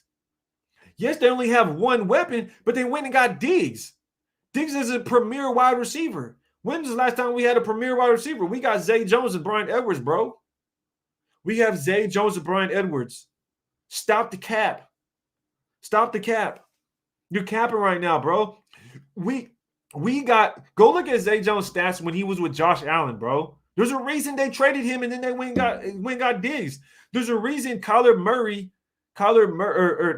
There's a reason the Cardinals, when they drafted Kyler Murray, the very next year they said, "Holy shit, we need to get some weapons." They went and traded for DeAndre Hopkins. That's all I'm saying. What? Says Bills have one weapon. Be more, 1 to 2 weapons. Be more, bro. Lamar Jackson threw 4 picks. Just lost, bro. Reezy Rock. Lamar Jackson just lost to the Steelers, who he beat, and then he threw 4 interceptions the week before that, and they won still. What are you talking about, bro? This man literally won after throwing 4 picks. KC 2. Bro, I just showed you the KC stats when they played the Broncos. Patrick Mahomes didn't throw a touchdown. He threw less than 200 yards. He threw an interception, and he didn't have any touchdowns, and they still won 22-9, bro. He says the Pats solid running backs. Bro, the Pats have the best defense in the league. They have the best defense in the league. They have a top 15 running attack. They have a young quarterback that's managing. That's all he has to do. Like, bro, stop. Nothing you can see here. Bro, I've been through this conversation a million times, bro. There's nothing. There's going to hardly be anything you could do to throw out there that's going to be a curveball to me, man. I've heard everything I've heard a lot, man. And I've yet to hear something that really solidifies the argument that we're losing solely due to the quarterback play. I've yet to see that. I'm sorry. Souza says, Raider way, power run first, throw deep very so often. Ruggs, we are one of the few teams with a fullback. Holy shit, bro. We're a pass first team that goes in with 3 tight ends and a fucking fullback, or 3 tight ends or sometimes with a fullback. But we're a pass first team. I don't know.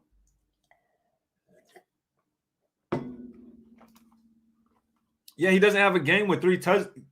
Does he not have a game with 3 touchdowns? Didn't he rush for a touchdown and throw for 2 touchdowns? So I'm not sure. Double check that, brother. Double check that one. Alex, I'm sorry. You said I missed your super chat. Okay. For those who say quarterback wins with those low points, I say, what defense doesn't make plays to win 15, 16, 17 games? Go look at the scores last week. Washington football team beat Seahawks and scored 17. There's an example. The Seahawks, Reezy Rock, I think it was, or somebody brought up Wilson and Rodgers, right? Wilson just lost to the Washington football team last week, right? 15-17, just like we lost. What are we talking about? What are we talking about? Think about that real quick. I want y'all to think about that. I want y'all to think about that real quick. Russell Wilson and the Seahawks played Washington and lost 15-17 just like we did. Just like we did. So I'm kind of confused. Like what do we see you talk about? And not only that, the Seahawks have a better defense. We didn't have Waller. We only had Renfro this game. They still had DK Metcalf and Tyler Lockett. And Russell Wilson didn't throw it to DK Metcalf till the 4th quarter. So what are we really talking about?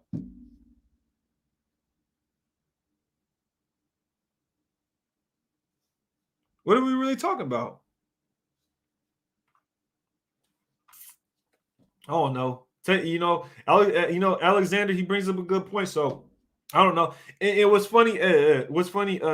Martinez, is that I showed a stat, right? I showed this stat line of Patrick Mahomes and the Chiefs beating the Broncos, right? I showed this stat of Patrick Mahomes and the Chiefs beating the Broncos, and people just dismiss it. And I don't know why. I don't know why this gets dismissed. Or people want to deflect this. But when you look at it, it's just like, bro, am I lying or am I flying? Because if I'm flying, let me know. Look at this. Look at this. And this is kind of what Martinez. This is kind of what Martinez is saying. This is what Martinez is saying. It's 22-9. I know y'all see this score, 22-9. Please explain this. How do the Chiefs win 22-9? And their quarterback had a 44.4 QBR with an interception, no touchdowns, and 184 yards with a passing percentage of 50. I'm gonna look for Reezy Rock. I'm gonna look for Reezy Rock and Tickler for this one. Waller top 3 tight end. How many tight ends bro? There's not many tight ends that are gonna be good. Not only that, Diggs is potentially top 5. Potentially top 5. There's better wide receivers than there are tight ends. But not only this, bro, Waller is good at tight end because he moved from wide receiver to tight end. If you were to put Waller at wideout, he wouldn't be as good as a wide receiver. So what are we sitting here even talking about, bro? I had this conversation yesterday with Sanjeet, and I'd rather have a top tier wide receiver on this team than Waller, because I don't care. Because at this point, I think Morrow can do enough to be good, but having a top tier wide receiver and Morrow, I'd rather have than just having Waller and Morrow. That's my opinion, though. I'd rather have a true wide receiver than people want to put Waller outside and go do this. No, I'd rather get a real wide receiver and just have Morrow. That's my opinion, though. What tight end hasn't done well that we've had? Jared Cook had his best season with the Raiders. Jared Cook had his best seasons with the Raiders. That was after he played with Rodgers. That was before he played with Herbert, and it's still his best years. So what are we talking about?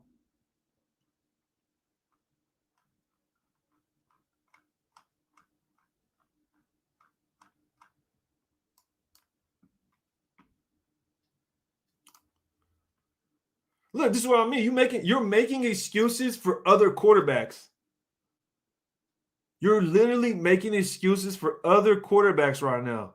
You say he had surgery, it's not healed, he's healing. Like, what are you doing? Are you the one wrapping his hand up and kissing his hand saying, oh, it's going to be okay? That's what you sound like. He has surgery, it's not healed, it's healing, but Russ is a dog.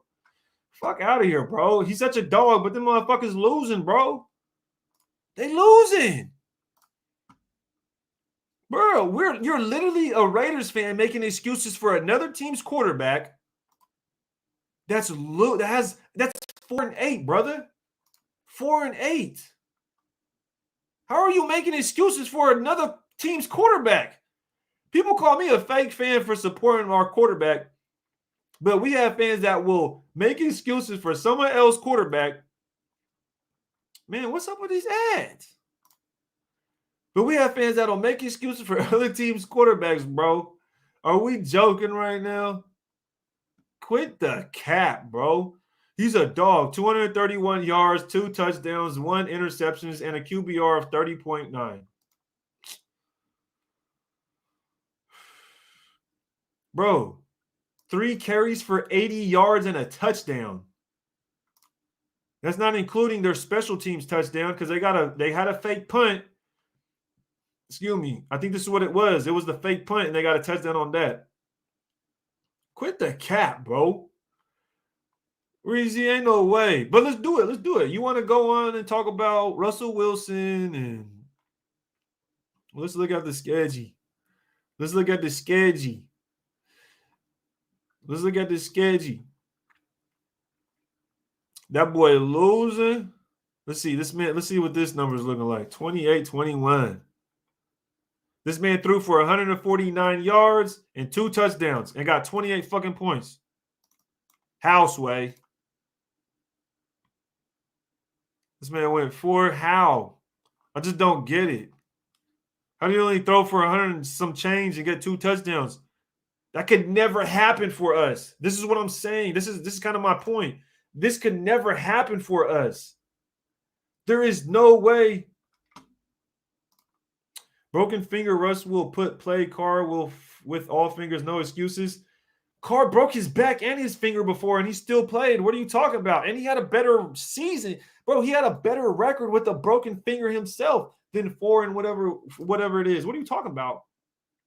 Carr's already broken his finger and had a better record than this, Reezy Rock. It's literally, it's the proof is in the pudding.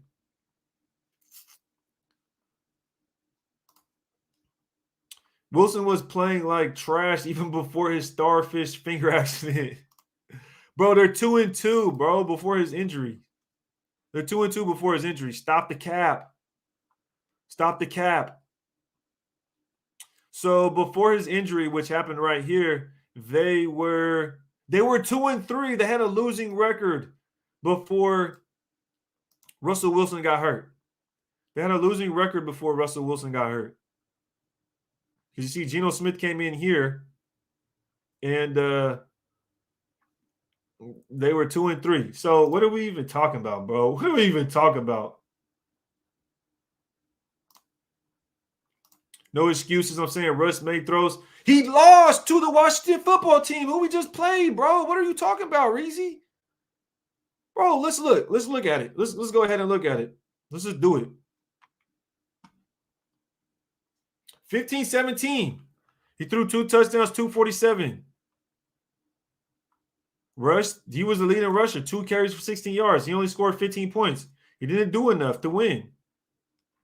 He didn't do enough to win. That's what you're saying. Let's look at this. 1 interception, 1 touchdown, 223 yards. Looking at their stats right now, Reezy Rock, who should have won this game? Based off whatever you say, who should have won this game? But who lost? That boy, bro, your argument is backfiring like a mug right now. I think Reezy might be a new Raider fan who doesn't remember Carr's broken pinky. Yeah, bro. LOL with broken back. He got killed for record. Yeah, bro. Exactly, Lanny. I remember that. It was against the Broncos, wasn't it? And he got hit in his back. 2 games above us, but Carr is good. 2 games above us.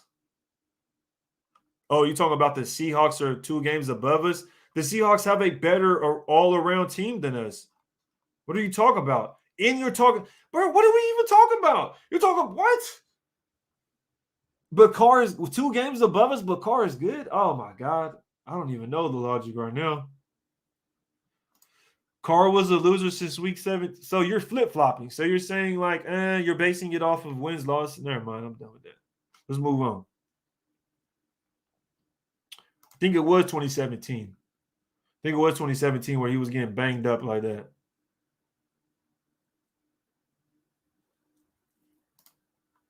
He said he just won. Yeah, he won, but he lost the week before to the same team we just lost to.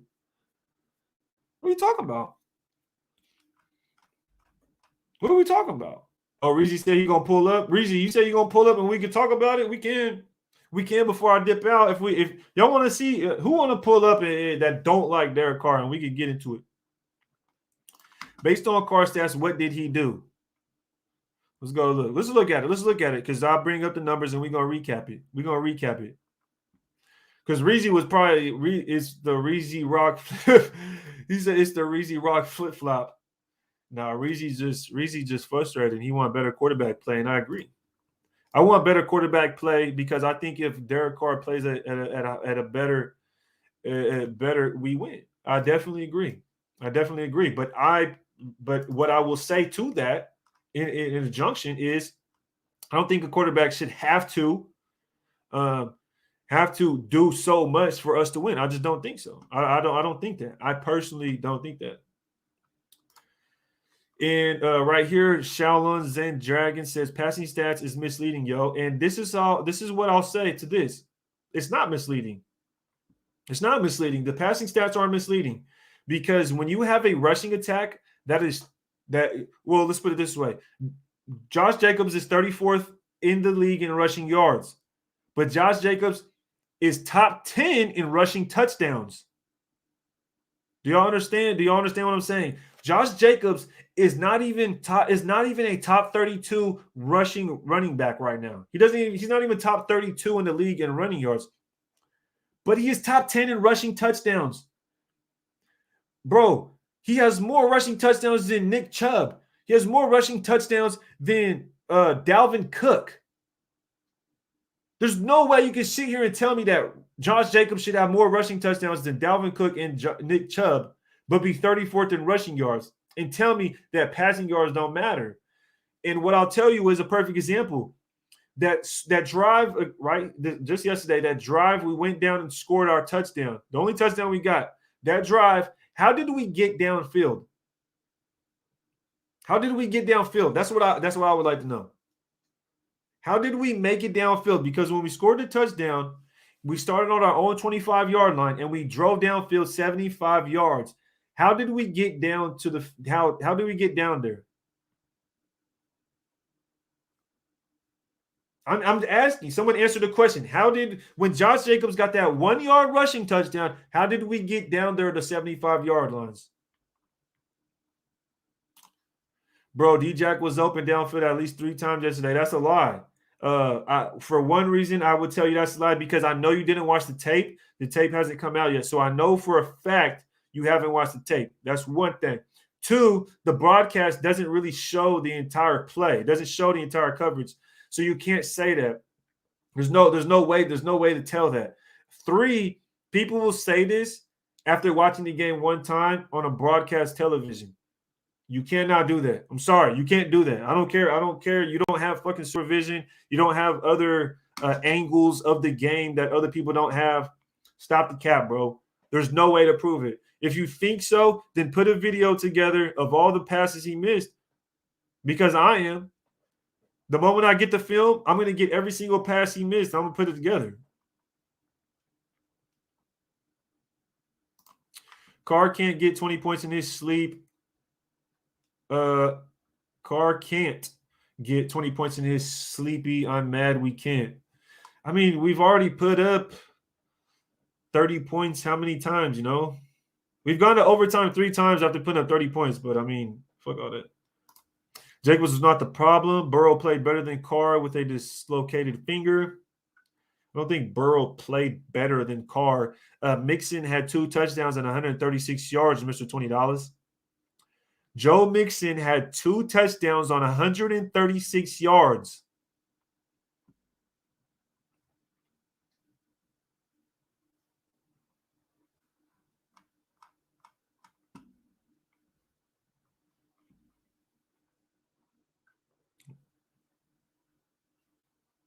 He's going to stop the cap. Did Reezy this is or not? Oh, he said we're not. What's good with you, Terrence? What's good with you? Carr was in shotgun, and by the time the ball got him, defense was on him. What game are we watching? We gonna watch the film, and y'all gotta pull up when we do the film so we can watch it. Jason Singleton says Mixon killed us, had in fantasy. That's what I was saying. Mixon was balling. Mixon balled. So what the football? Washington football team is a beast. Appreciate you pulling up, man. Seems like the only way we win is if DC scores over 30 points. Yeah. I just don't see why DC has to score 30 points. Why can't DC just go throw a touchdown, 250 yards? You know what I mean? 75% pass completion, and we win. Why can't we do that? That's all I'm saying. That's all I'm saying. Why can't we just go out and have Derek Carr throw for 200 yards, a touchdown, a pass percentage of about 75? Why can't we win like that?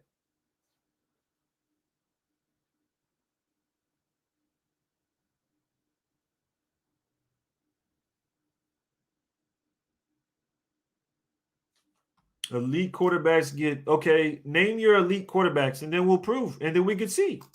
Let's name your elite quarterbacks. Name your elite quarterbacks, Tickler. Name your elite quarterbacks, and then we can see.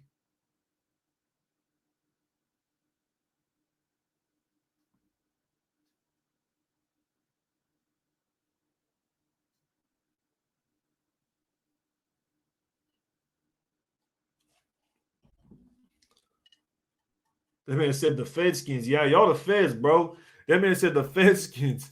Y'all, y'all for surely the Feds. Y'all got our fire. Y'all got our coach fired, or made our coach resign. Y'all out there spanking booties and grabbing coochie. I don't know what y'all doing in Washington, but y'all wild as hell.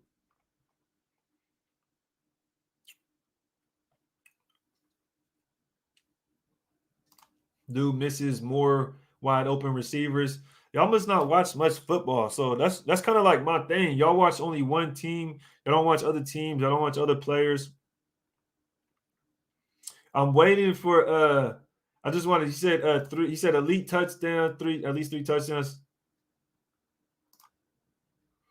Um Tom Brady, Dak. What? Are you kidding? Dak? Matthew Stafford? Is you joking? Tickler drunk. Yo, lay off the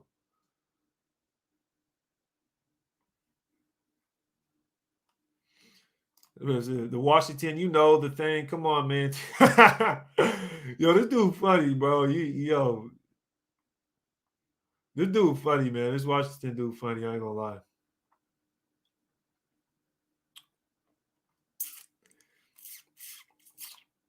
Tanner says Wilson. Tickler. So Tanner Hyde says Wilson, and then Tickler says Tommy Brady. So let's get it. Y'all know what I'm finna do. I'm finna kill him on this one. Bing, bing. Finna hit him with the samurai sword and leave him as baloney, boy. Pull up. Run up or shut up. Run up or shut up. Let's get it. Run up or shut up. Because we finna get into it. So what do we got on the board for today? What do we got on the menu today, huh? We got Tom Brady, Dak Prescott. Let's see what we got. We got I need to put this share. So we got Jay Herb. We got Jay Herbo. We got Matt Staffy. We got Jay Herbo, Tom Brady. Tom Brady definitely to go. I mean, I ain't gonna deny that. Tom Brady to go. I think you'd be a fool to say anything otherwise. Tom Brady to go. Of course, you're gonna bring him up, which I would not deny. Tom Brady is elite. Definitely wouldn't deny that. So we agree there, Tickler. I don't think anybody would deny Tom Brady. And I think the fact that you put Tom Brady in is kind of weird because it's like, how many other Tom Bradys are there? So let's go ahead and keep going, though. Let's go to Dak Prescott. Dak Prescott, the Cowboys. Let's see what the Cowgirls did. Bow. Oh, my goodness. Somebody call his mama because this boy about to get spanked. Boy, is you kidding me, Tickler? You talk about what? Tickler, explain. I don't see 3 touchdowns at all. I see an interception, a touchdown, 26 of 40, 238, 79-point rating. We're looking at elite right here, Tickler. Explain, Tickler. Explain, Tickler.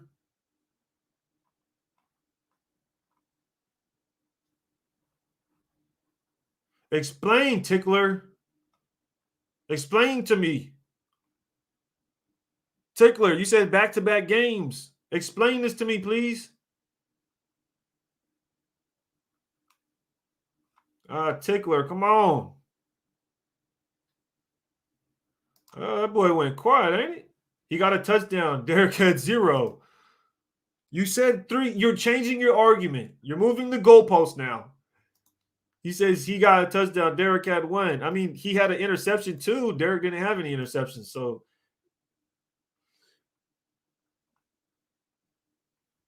he got it, bro. You asked the question. You said it, brother. How you gonna tell me elite quarterbacks get 3 touchdowns a game, and when I pull up the stat, you want to change it, brother? You're. I got some super chats, my brother. I got some super chats right here. Let me see what my brother got saying. My brother's saying something crazy. Let's see what we got. Let me scroll up. Okay. I mean, I pulled it up for him. I can't even address it no more. I already disproved all that. Chief Big Aang, shout out Big Aang, man. You an airbender or what? Every OC rather have wide receiver leading yards than a tight end. I mean, that's 100% fact right there. 100%. Which we do have a leading our wide receiver is leading us in receiving yards. Just to add to that, but I do understand what you're saying. You know, if Waller played every game, if Waller was here, he'd probably be leading. But right now, Renfro is currently our leader in receiving yards, which is not good because Renfro's a slot receiver. He's not big, you know. So I don't know. Based on car stats, what did he do? You know, based on car stats, so we can go look at it. Based on car stats, what did he do? He played a pretty clean game, in my opinion. He missed some throws. He definitely missed some throws, but I think he moved a lot in the pocket. He tried to extend plays. He made a lot of plays. A lot of passes were dropped that were just not – some passes were just dropped that just were kind of tough. But let's go ahead and look at it. Here's the stats. We got 23 of 30, and we have 28 of 38. He threw for 196 yards, 2 touchdowns, and an interception. And we threw 249, 0 TDs, 0 interceptions, and got sacked 165, sacked twice, got a 33. So you look at across the board, he didn't really do a whole lot.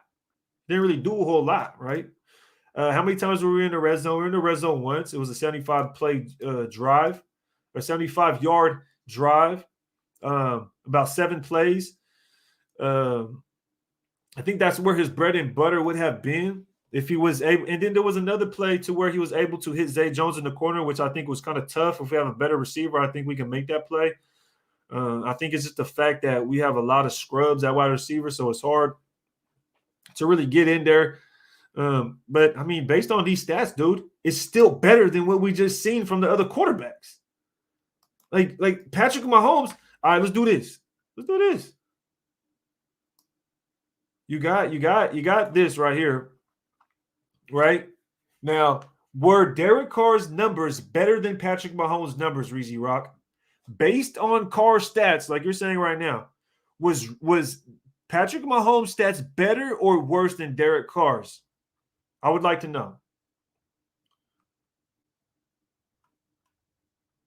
White Tyson, we signed Drake, but we not a running team.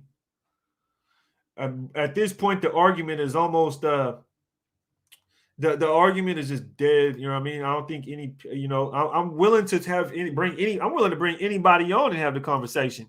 I'm willing to bring any content creator on. I'm willing to bring anybody in the chat on to talk about the Derek Carr thing that they think we have this issue, that issue. I'm willing to do it. So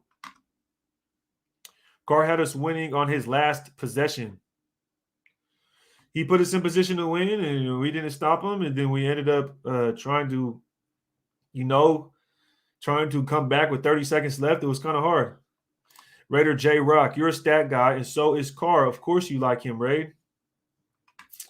I mean, I wouldn't really say I'm a stat guy.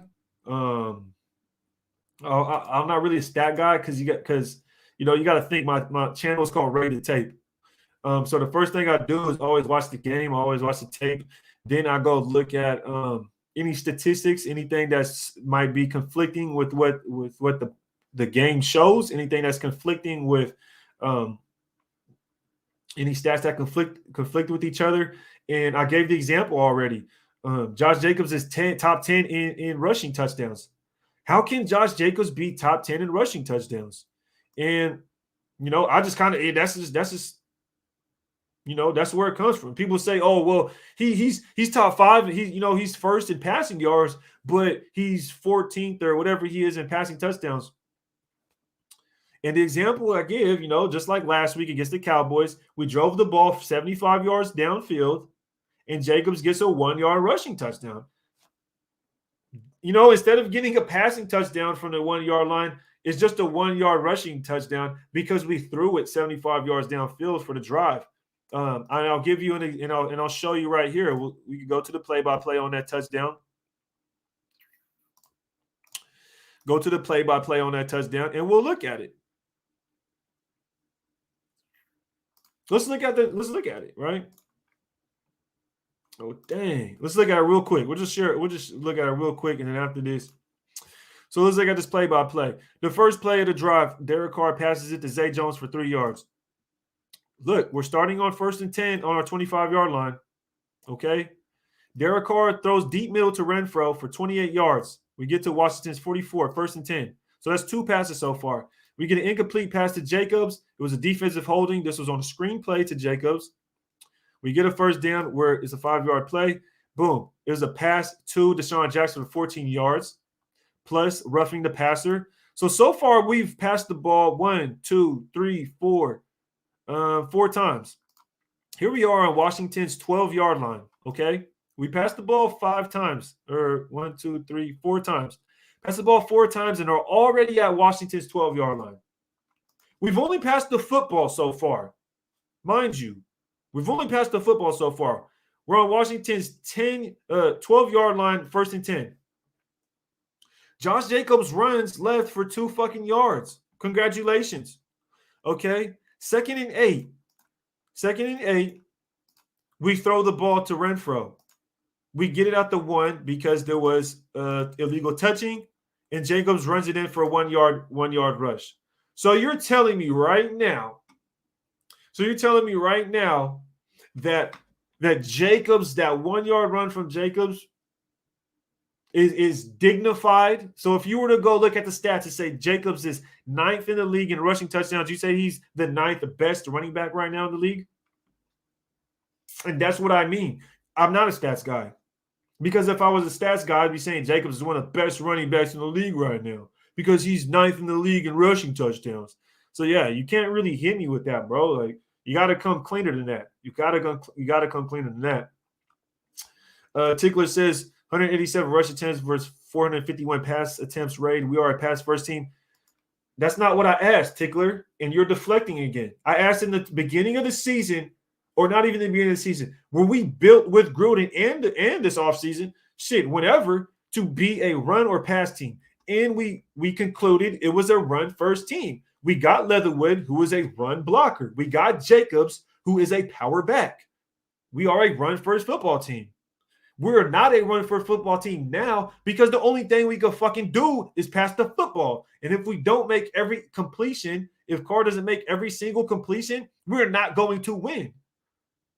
When is the last time we threw the football to one of our playmakers, to the talent on this team that we so much have, that everybody swears we have so much talent, right? Tell me right now. When's the last time we threw a pass to a guy for 5 yards and he took it to the house on a 50-yard fucking run? When's the last time that's happened? That is talent. When you throw it to Dalvin Cook on a 5-yard screenplay at the 45-yard line and he takes it to the house, that's talent.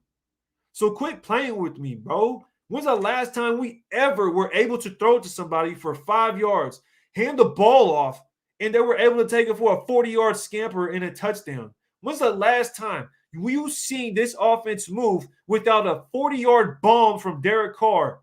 Tell me. I'm honestly confused. The shit don't make sense. Carr can get 20 points. So that's confusing me. It don't make sense. Win or lose, I ain't mad. Raider Nation for life. Most definitely, brother. Win or lose, yeah, you got to get mad sometimes, man. You got to get mad sometimes. You just can't let it be overbearing. I'm way behind in the chest. Dolphins on 6-game winning streak because of talent. Because of 6-game winning streak. We beat the Dolphins. What are we talking about, bro? We beat the Dolphins. And we had to put up 33 fucking points, and they had Jacoby Brissett.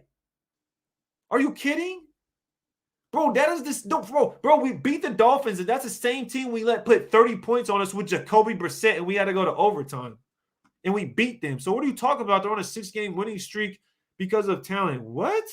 They went and got Jalen Waddle, Devontae Parker, bro, Myles Gaskins.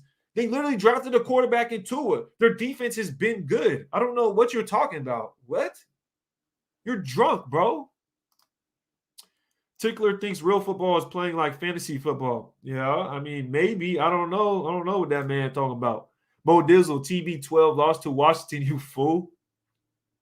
You're right. I kind of forgot about that. Thank you for letting me know. Thank you for letting me know. Rent for number 2 in the league, number 2 slot. You saying he's the number 2 slot in the league?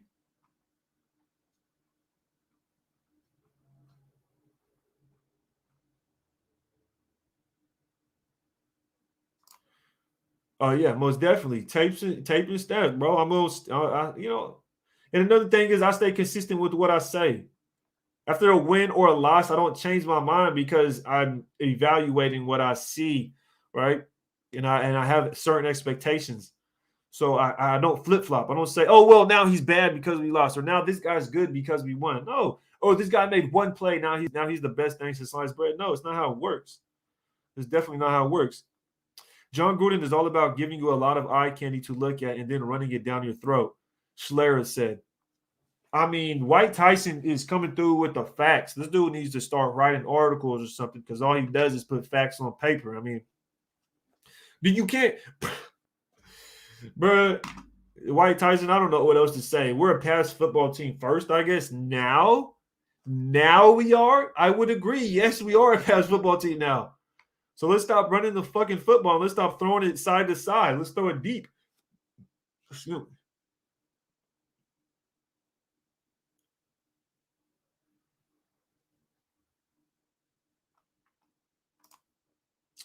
Todd Levitt says, "Hey man, appreciate you speaking facts. This was a team loss. People want to draft a quarterback. Have y'all paid attention to Trevor Lawrence or Zach Wilson? Thanks, bro. That this is a good point because Zach Wilson and Trevor Lawrence were projected to be, better. One of the best quarterbacks coming out. First pick, second pick, whatever they were. The quarterbacks coming out this offseason, these motherfuckers ain't even people barely even projected them to go in top 10. Like this is supposedly supposed to be one of those defensive drafts where a lot of defensive guys go in the top 10. Quarterbacks are in that 10 to 20 range. So I mean, Levitt, I don't know what to say to them, but I see what you're saying. I see what you're saying. I don't know what they would reply to that. I don't know what they would say to that, man. Honestly, I don't know. Trevor Lawrence and Zach Wilson, they got their quarterback. They got a new quarterback. That's what they wanted, those teams, and they're still looking like ass. I mean, the Jets even got the new coach, that came from the Niners, and they got a quarterback. So that would technically be us in a sense. I think a lot of people, I just don't know what a lot of people are expecting, man. The saddest thing that I think pre-Gruden team was built a lot better and was better at the areas you say we lacking right now. I agree 100%, Edgar. We were better on the roster was better beforehand. We tore it down with taking Crabtree out, Cooper, who people say didn't want to be here. I guess he didn't want to be here. Why the hell did Cooper not want to be here? I don't know. But you got Cooper, you had Crabtree. I mean, we had a tight end, Cook. We had Carr. LT was here at the time. So yeah. He probably should have. I don't know, man. Gruden wanted to do his own thing, and now we're kind of in this weird limbo. The fool was not for you, right? No. I understand what you were saying, bro. I understand what you were saying, Mo. I understand what you were saying. Waldo, Parker, Gesicki, Gaskins, Fuller is definitely better. Yeah, I don't know where these dudes come up with their. I don't know where some people come up with their. I don't know, man. I don't know where people come up with their logic or their ideas. So honestly, I don't know, man. So I don't know. I showed the stats. I showed the numbers. I even went back. I went and showed. The numbers when the Chiefs played the Broncos. This is a divisional team. Why are we not? This is Patrick Mahomes. This is the best quarterbacks. The best quarterback since Brady was drafted or some shit. You know what I mean? So I'm trying to figure out how can the Chiefs win with this stat line, right? With the worst defense in the league. I heard all year.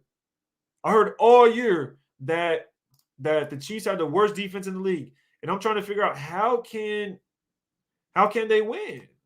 And this is something I really want to know from people that think it's all on the quarterback.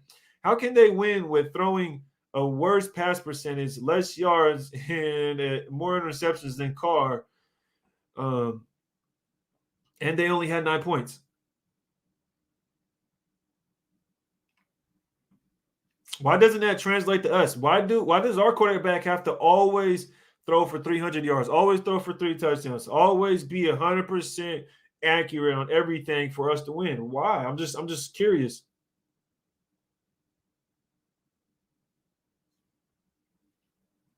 This is the same defense this is the same team we won. I mean, we beat Denver, right? And I don't remember bro, if Carr can we beat Denver? Let's do this. Let's do this. Tickler.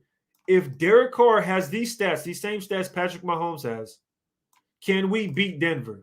I would like to know. Let's do that. Because this is what's funny, right? Our team was really built to run. The Chiefs were built to pass. So would we be able to win if Derek Carr put these numbers up?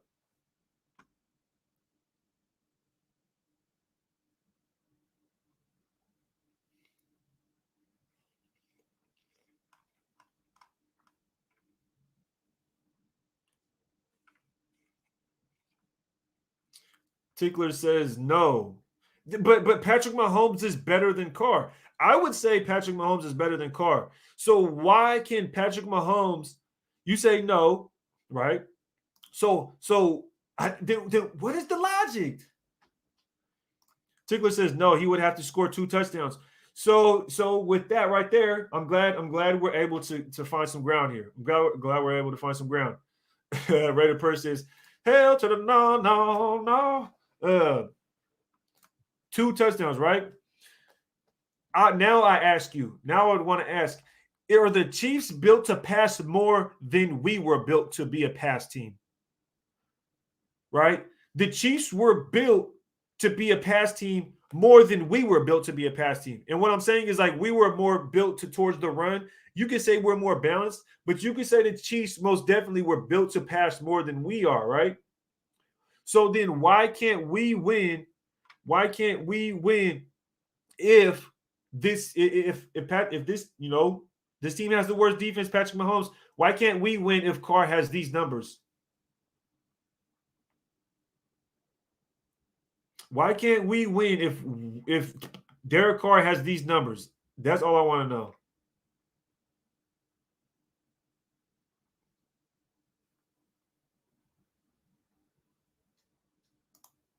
Mahomes got Kelsey, Hill, and had no touchdowns and an interception.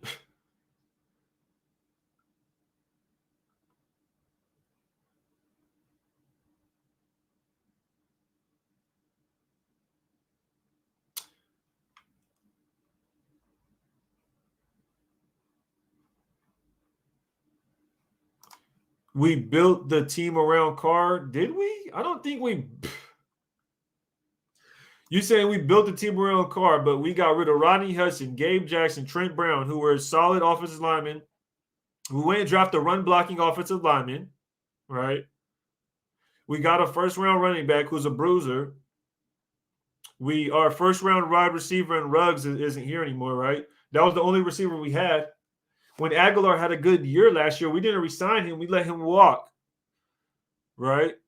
So what do you mean by we build? What money did we spend to bring in talent for Derek Carr? Like, what did we do to build around him? Jason Singleton. What did we do to bring in or what did we do to build around Carr?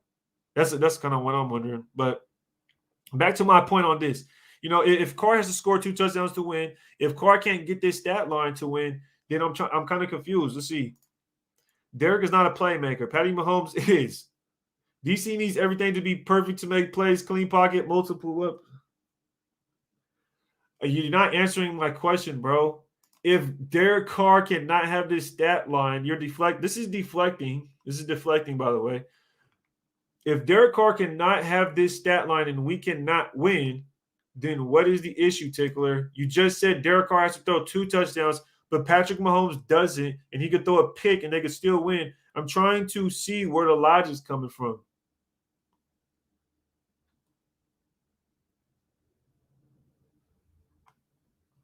Yeah. Go watch Mahomes throw his receivers be wide open. Yeah, they be wide the hell open. Their play calling is way better too.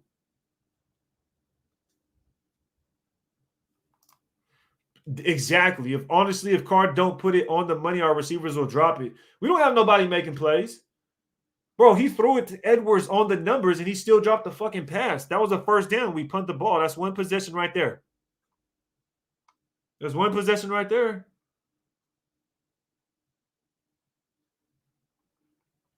You said, yes, we did, but what did we do to build around Carr? I'm asking you, what did we do to build around Carr? You said we were building around Carr. What did we do to build around him? You said, this is Jamarcus.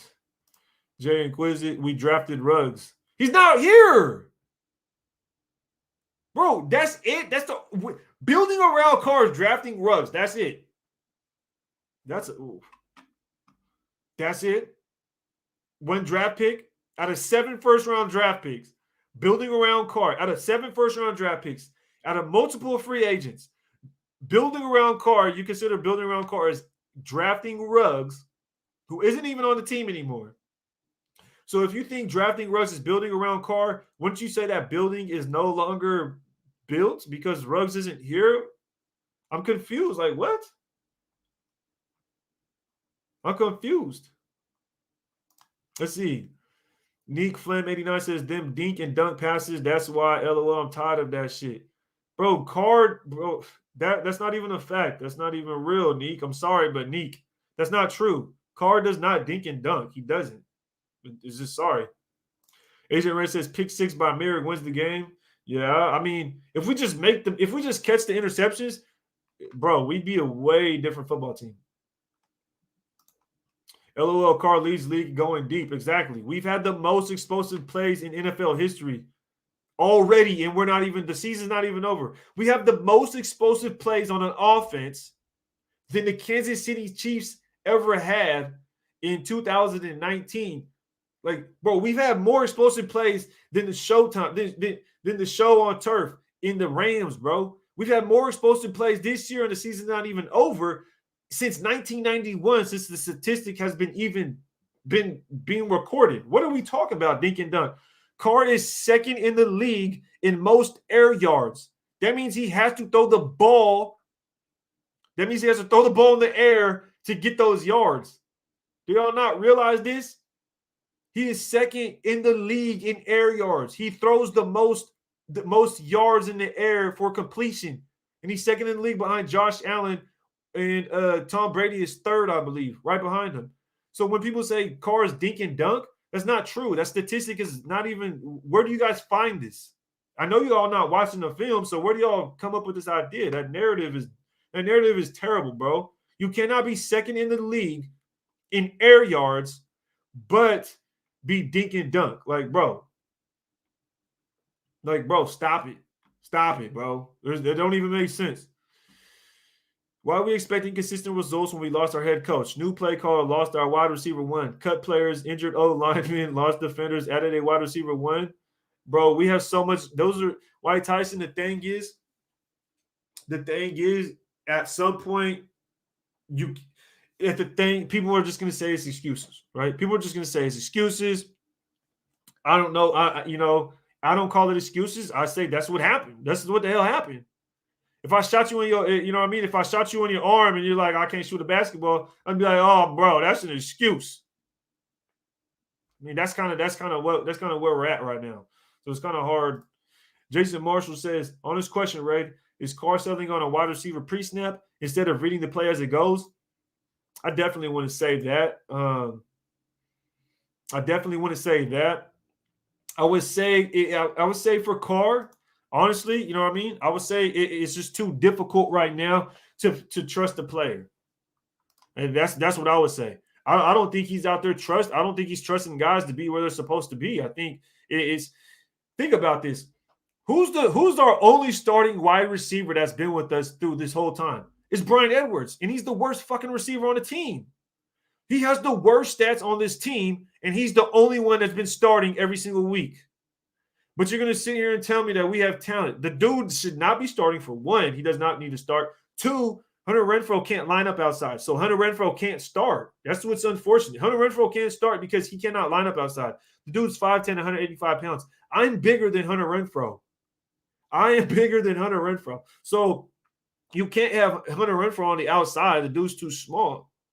Brian Edwards is garbage. I've never liked Brian Edwards. He's not going to get it done.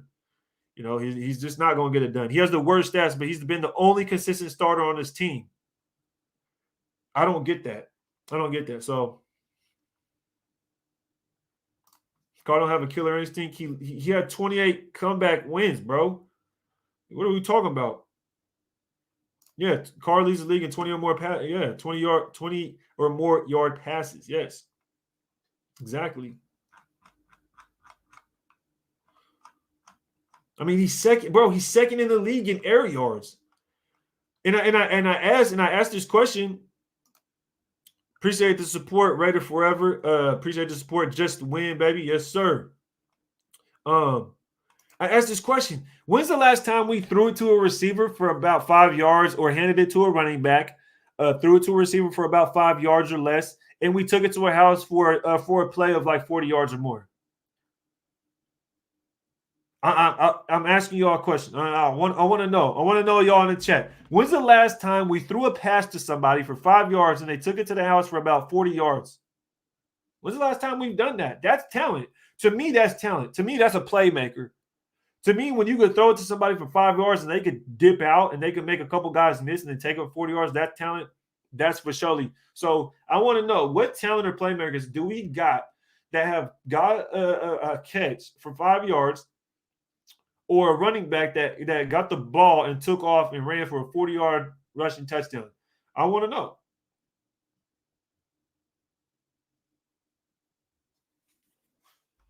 I'm curious.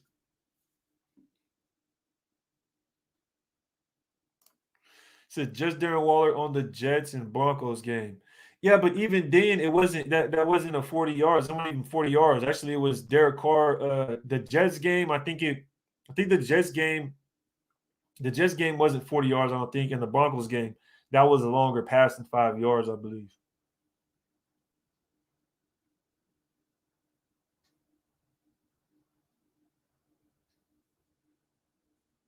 What? That, bro, that's my point. The team was built around Carr, never said right. So the team was built around Carr, but it wasn't built right. So that's why Carr has to go. That shit gives me I'm losing chromosomes over here.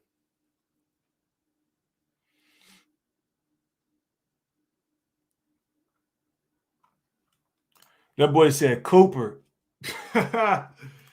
AJ Simpson, never seen it.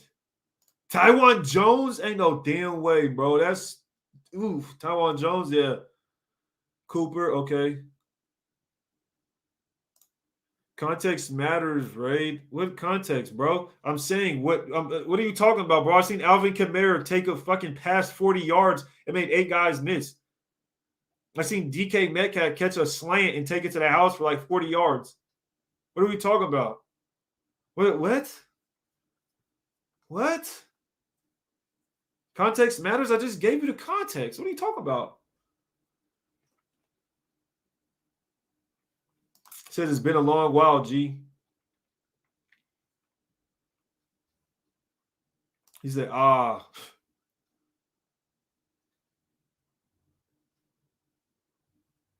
He says DHB in Houston game when Al died. Wow. Amari Cooper against the Chargers 2016. It was the screen pass. I remember that.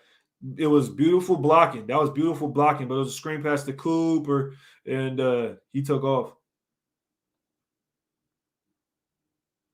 Amari Cooper, LOL.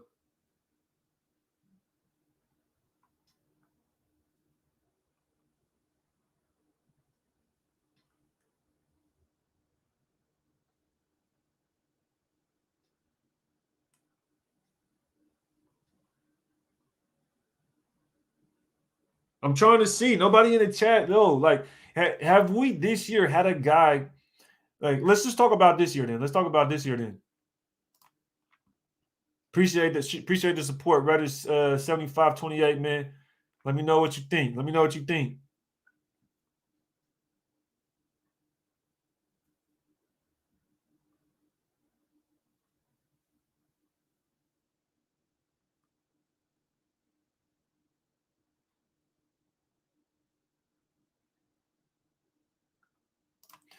Said rated tape and Raider Honcho told me to go take a nap.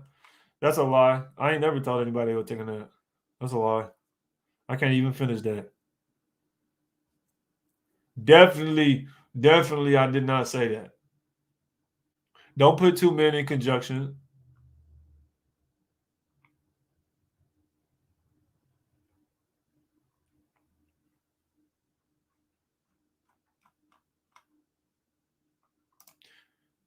Did I click on this already? Or appreciate the support, brother. Appreciate it, man. Let me know what you think about. Let me know what you think about the topic.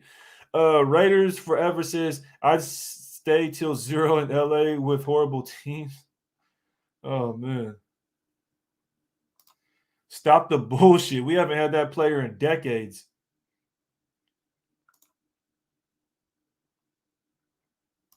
Cooper is trash compared to D-Jax. Just read the stats.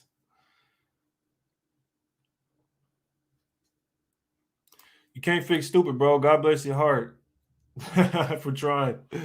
Yeah, for surely. You got to be 10% smarter than the mechanism.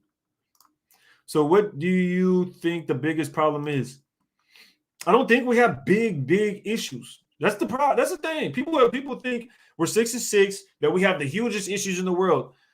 I don't think so. I think if we have if we have consistency across the team, if we could keep a wide receiver that, think about it. We drafted a first round in Cooper, gone.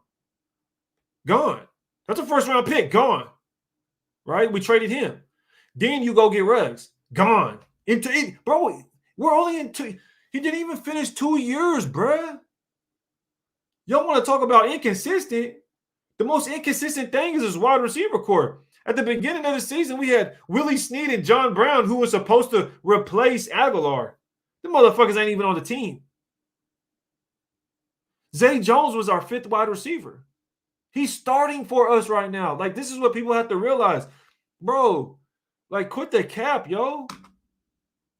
Yeah, we brought in Ruggs. He's not here. What are we talking about?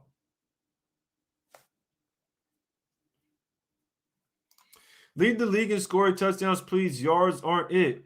I've already explained this, bro. There's a reason Jacobs can be top 10 in rushing touchdowns and 34th in rushing yards.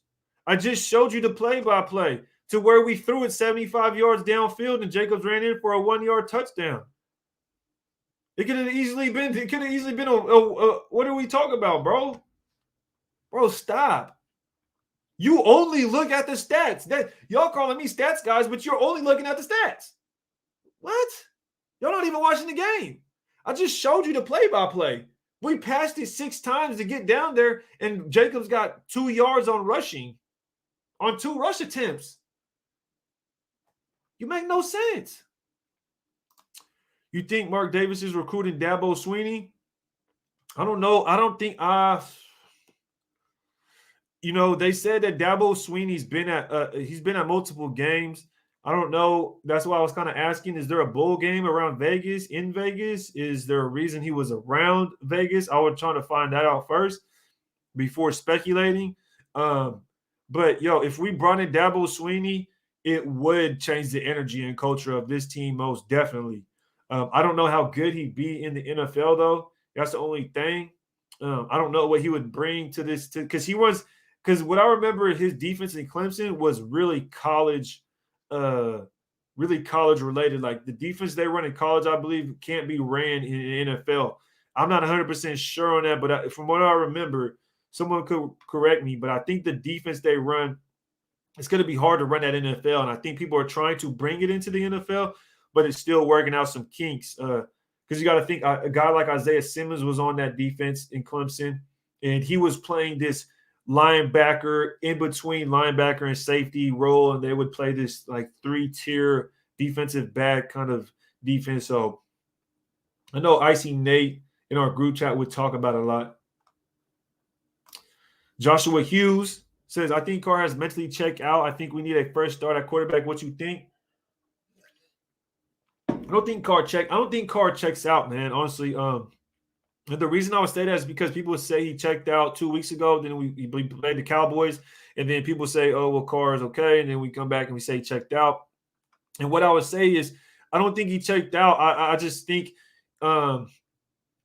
we're expecting him to lead us to victories every single game. And that's why I'm keeping this stat line up, because I feel like you can't expect that, right? You have a team that's 8-4 and the Kansas City Chiefs, and their quarterback is going 15 of 29, 184 yards, one touchdown. And even here, their leading rusher is 14 carries for 54 yards. And they still won 22-9. Okay. So when I look at that and look around the league and looking at our team, our talent, it's hard for me to sit here and say Carr checked out. I don't think Carr checked out because he had better stats than Patrick Mahomes did right here, right? Russell Wilson lost the same. Russell Wilson last week lost to the Washington football team. Tom Brady lost to the Washington football team the week before that. So it's hard to say, like, okay, Derek Carr didn't even have his best weapon in Waller. Not only that, he doesn't even have a run game. Not only that, he doesn't really have weapons at all. Like Tom Brady has Mike Evans, Chris Godwin, Leonard Fournette, Rob Gronkowski, O.J. Howard, Ronald Jones, Scotty Miller. So, and then DK Metcalf, Tyler Lockett on the Seahawks. So it's kind of hard to sit here and say, yeah, Carr checked out because we didn't win. I don't think Carr checked out. I think we have too much shit going on in the franchise. But as far as you saying a fresh start at quarterback, what I think, I'm not opposed to that. I'm not opposed to that. I think Carr has too much baggage for this franchise at this point. And he could go be a minister somewhere, but we have to continue building the team while we have Carr. That's my plan. Because we're not going to win the Super Bowl next year. I'm sorry. Unless we're planning to build this team continuously, then we're not going to really win the Super Bowl next year. We would probably make the playoffs and look better, but then Carr would leave and then we'd bring in a rookie and our team would be a lot more solid at that point. We'd have 2 more offseasons to build for a rookie coming in, and we'd have to have the mindset that, yes, we are going with the rookie quarterback, so we have to have a team primed and ready for a rookie quarterback to come in and take over. So I think that's what we have to do. I'm gonna get to these last couple super chats, and I'm gonna be out, man. Been on here for a little while. I said 2.5 hours, and it's been hella fun though. Built around Carr. When you have a running back like Josh Jacobs, you have responsibility to surround him with proper equipment. He needs a blocking tight end, and he needs a blocking fullback. Gruden, bro. I don't even know. I'll be honest, bro. He's saying he's saying what the damn coach is saying. You can't dispute that. You can't dispute this. When the coach of your team is the one saying it. Like, bro, when it's your own coach saying it, our own coach is saying we're a running football team. Like, give me a break. Like, I don't know. At this point, you can't really, you know what I mean? You can't really, I can't dispute that, White Tyson, because I agree with you. It's hard, I agree with everything White Tyson says. Me and him align with a lot of the same ideals. So, White Tyson, to me, he drops straight facts. He drops a lot of knowledge. He's quoting our coach, so you can't dispute that. So at this point, it's hard to say. Where's Tyron Johnson, bro? It's funny because we release Stoner, right? We release Stoner, and then we bring Stoner back to activate. And I'm wondering, where's Tyron Johnson myself? Like, I'd rather have him and have him go run some streaks or something. So put him as a decoy instead of Deshaun Jackson. And when it's time to really use Deshaun Jackson, we'll put him in, because Deshaun Jackson is also hurt, I believe. And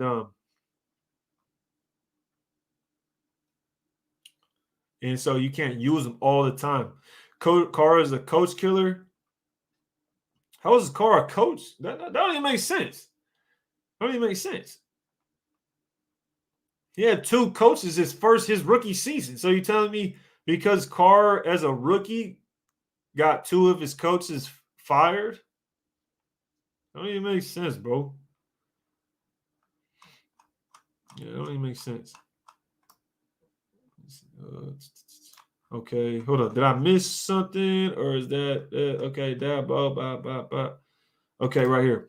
We lost our head coach, 3 first-round picks. If not more bust, trade away your best players for a bag of chips, and it's all on DC. He ain't perfect, but no problem. I say let him write his contract, clean house. I agree, Omar. I definitely agree. People don't want to bring that up, and people think we should still be like, oh, well, it's on Carr. And for me, it's funny because we lost 3 first-round picks. I don't see other teams like. So basically, think about it like this: it would basically be the Chargers losing Kenneth Murray Jr., Rashawn Slater, and um, and I guess Justin Herbert. Could you imagine how the Chargers would be if they lost their 3 first-round picks? Let's go a different direction. Like any first-round picks. So it's kind of hard, bro. And we don't have a head coach. We have a special teams head coach. Like, bro, the head coach yesterday was terrible, straight terrible, bro. Yeah, he ain't perfect, but he ain't perfect, but not the problem. Yeah, I agree. He's not perfect, but he's not the problem. So I don't know, man. That man say I'm not for work and you still on. Yeah, bro. I'm out here grinding right now, bro. Tickler. Appreciate the question. He says, third down conversions. Who is that on? Why aren't we better on third down? Well, my biggest thing is, first off, we're not good on third down. Well, let's take a step back. We're not third on good down because we're first in the league when it comes to penalties. It's that simple. You can't have penalties and think you're going to be good on third down because what happens is, perfect example. Do you remember the third down play, Ticklers? Do you remember the third down play? We threw it to Brandon Edwards and he dropped it.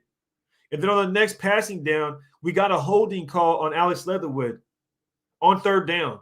And then we punt. So it's like, bro, it's third down and we held and we got a holding call. So we had to punt the ball. You see what I'm saying? That right there is one of our possessions. Also, when you look at our third down stats, and the funny thing is, I don't even have to look it up because I already know. When you look at our third down stats, we're last, I think, in third down attempts. I think we're last in third down attempts, but we are top. We're like first in passing yards. And you go ahead, you can go look. It's because we're not in many third down situations. A lot of times we'll go downfield and we'll be in second down situation and end up back in first. And I'll give you a perfect example because I just showed it earlier. I just showed y'all this earlier, and this is how y'all know I ain't bullshitting you. I'm glad this question came up. This is a perfect example. This is how it goes full circle. I love when everything goes full circle. I can't even talk. I've been on here so damn long. I love when everything goes full circle because I just showed y'all this earlier. I just showed y'all this drive earlier as well. And we can go ahead and get into the third down. And this is going to be my last take on this one, man. Appreciate everybody that's still here, that's been here the whole time, supporting me, super chatting. Hit the like button. Follow me on Instagram if you y'all want to stay connected, because it's a lot harder to stay connected unless I'm live and y'all commenting. Y'all can DM me. Y'all can reply to my stories. Y'all can comment on posts. We can go back and forth. That way we can talk even more. But let's go ahead and hop into this, Tickler, because I want to show you an example, Tickler, of what I mean by that, right? Well, what I mean by we're like damn near last in third down attempts. We're and we're top in yards, and then Jacobs being top 10 in rushing touchdowns. So this drive just puts it all together for us, right? Basically what I've been saying this whole live. So let's go ahead and go down it one more time. Like I said, this is how we get downfield. We pass it all the way down, right? So here it is. It's 1st and 10. Carr passes it. It's 2nd and 7. Carr passes it for 28 yards. We're now at what we started on our 25-yard line. We're now 1st and 10 on the 44-yard line. Okay. We pass it again. It was a penalty for 5 yards. So we move up 5 yards. It's 1st and 10 now. We have yet to have a third down. Do you realize this? We have yet to have a third down, and we are on Washington's 39-yard line, and we started on our own 25-yard line. Okay? So here we are. We started on 25. Here we are, 1st and 10. We still haven't seen a third down. 1st and 10 on Washington's 39-yard line. We get a pass to Deshaun Jackson for 14 yards. Okay? For 14 yards. Plus, we got a penalty for roughing the passer. So what have we done? We've passed 1, 2, 3, 4, 5, 4 times. Excuse me. Yeah, 1, 2, 3. We passed 4 times already. We have yet to have a third down. We have yet to have a third down. Here we are again. 1st and 10 now on Washington's 12. Jacobs finally gets his first rush of this drive. Finally gets his first rush of this drive. It goes for 2 fucking yards. Here we are, 2nd and 10. We have yet to have a first down. Or a third down, excuse me. We have yet to have a third down. Pass incomplete, but it was pass interference. We are now at Washington's 1-yard line without a third down. We went all the way downfield without a third down. So this is what I mean when people bring this stat up. Okay, yeah, I get it. We're last in third downs. Okay.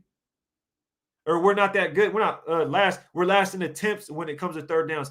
That's because we don't have third down attempts. Dude, think about it. There's a reason Carr has the most air yards or second in the league in air yards. That's because he's throwing the football 40 fucking yards downfield. Then he throws it again for 20 and we're in the goal line. You're not going to get many third yard attempts. What are we talking about here? It don't even make sense. Let's see, on this one, we got a field goal. See, right here, a pass. Holy shit. Do you all not see this? We start on our own 9-yard line. We pass it. Jacobs gets a 6-yard run. We have yet to have a third down. Look at all these plays, right? 15-yard pass from Carr. 9-yard pass from Carr. A 6-yard rush from Jacobs. Nice. A 34-yard pass from Carr. We have yet to have a third down. A first down pass from Carr, 7 yards. We have yet to have a third down. Incomplete to Morrow. Incomplete to Renfro. We kick for a field goal from Washington's 20-yard line. We only had 1 third down. And this is what I mean. This is what I'm saying. This is what I'm saying. You can't bring that stat up and not look at the games. We had 1 third down on 2 possessions we scored on. And this is what I mean. How many runs did we get that were successful in that I just showed you? Bro, we drove down fucking 100 out of 100 and how many is that? 75 plus 71 is 150, 140. So out of 141 yards, 146 yards. That's it. Out of 146 yards, we had 8 rushing yards and a rushing touchdown. Bro, like I just showed you. And this is what I mean. People say, oh, I'm only stats, but then you gave me a stat. You say I'm only stats, but then you give me a stat to look at. And then when I show you just based off the play-by-play in the actual game, you go to try to deflect. So I mean, that's what I'm gonna leave it at, man. I feel like that made everything come first full circle, bro. They came full circle. Literally, I just showed you I just showed you our 2 scoring drives that we got, a field goal that we started on the 9-yard line. Right? We started on the 25-yard line, drove downfield, got a touchdown. And y'all gonna sit here and tell me, yeah, I'm a stats guy, but I didn't bring up the stat. You brought the stat up and I proved it wrong. You brought up the stats about the lead quarterback. I proved it wrong. Guns, Smoke, and Game says, are we not going to talk about the refs ignoring Carr's timeout, or did I miss that? I mean, we kind of talked about the refs and then how we're the Raiders, man. And I got a picture. Let's see if I can pull that picture up. And it's funny because it's like it's true. Like bro. Like it's a hold. You gotta call that. You gotta call it. Where's the picture at? Definitely was a hold. I wish I could see. Okay, here it is. Save as. Oh, can I save that? I don't know if I can save that. But anyways, I'll see if I can show y'all. But right here, let me see. Oh, there it is. Look at this. Y'all see this? Look at that hold. Look at that hold. Y'all see that? That's brutal. Oh, dang. Did y'all even see the hold? I think y'all did. I think I did show y'all the hold. But that's brutal. That's a brutal hold right there. Bro, we say draft a quarterback, but can you trust us on that? Also, DC is better than Baker, a first round. People forget quarterback don't grow on trees. I agree, Omar, and I don't know if we're going to be able to draft a quarterback as good as Carr, but I think that's the only way to get over this hump. And honestly, I think if we start building if we build this team, can we just forget about the quarterback? Forget about the quarterback. Let's build a stacked defense. Let's get our offensive line straight and then get a quarterback. Can we agree on that at least? You know what I mean? So that's all I'm saying. That's all I'm saying. Can we just stop talking about the quarterback, right? Let's say we want a different quarterback. Let's all of us agree. Let's say we want to get a different quarterback, right? We want to get a different guy. What's the smartest way about going about it? Let's build a defense. Let's build a defense, right? Continue building it, right? And even if you want to keep Carr, even if you don't want to keep Carr, my thing is it doesn't make a difference whether you keep Carr or not. The things we need to do are still the same. And what I mean is people still want to get a wide receiver, whether we keep Carr or not. People want to still get a right tackle, whether we keep Carr or not. People want to get a defensive tackle, whether we keep Carr or not. People want to get another corner, whether we keep. So this is what I mean. Whether we keep Carr or not, we still have to make the same fucking changes. So that's why I think when you think about Derek Carr, okay, you put a different quarterback in. What does it make? It doesn't make a difference. It doesn't make a difference. Like, think about it. If our quarterback is average, but everything around is average, and the defense is average, and we're finishing, let's say, 8-8 in the middle of the pack, then what are we talking about? Patrick Mahomes isn't winning a Super Bowl with his team because the team he had when he won the Super Bowl is better than the team we have now. So I don't know. This is just what I'll leave it at. I'm willing to go toe to toe. Y'all need to tell anybody y'all want to come on or anybody that want to do the debate. I'm ready to do it, man. Because you know what I mean. I think the conversation is like being a dead horse at the end of the day. I think people misconstrue the whole Carr thing, like, oh, Carr stands, Carr coat, whatever. It's like, bro, I just don't think Carr's a bad quarterback. It's that simple. I don't think he's a bad quarterback, but at the same time, I think could we get better at quarterback? Yeah. But at the same time, I don't think quarterbacks are our number one problem. I think we need to fulfill a lot of other things. Even if we want to bring in a rookie, we got to fulfill a whole lot of other things before we do that. So, pay cut or trade. Pay cut or trade Carr.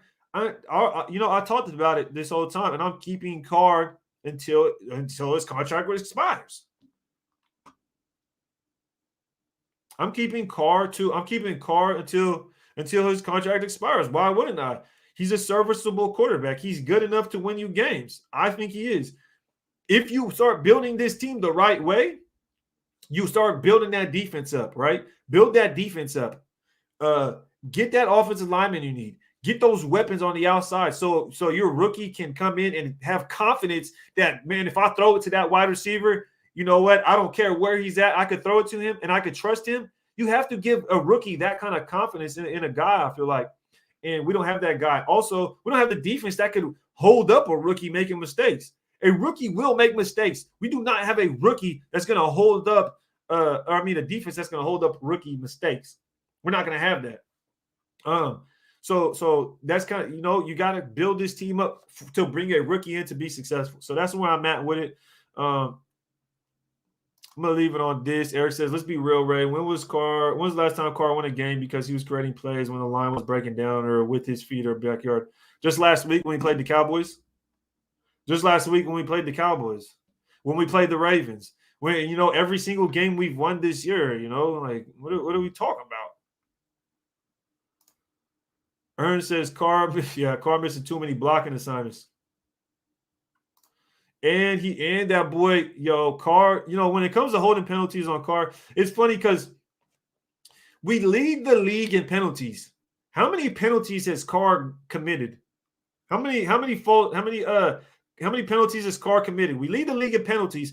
How many penalties has Carr committed?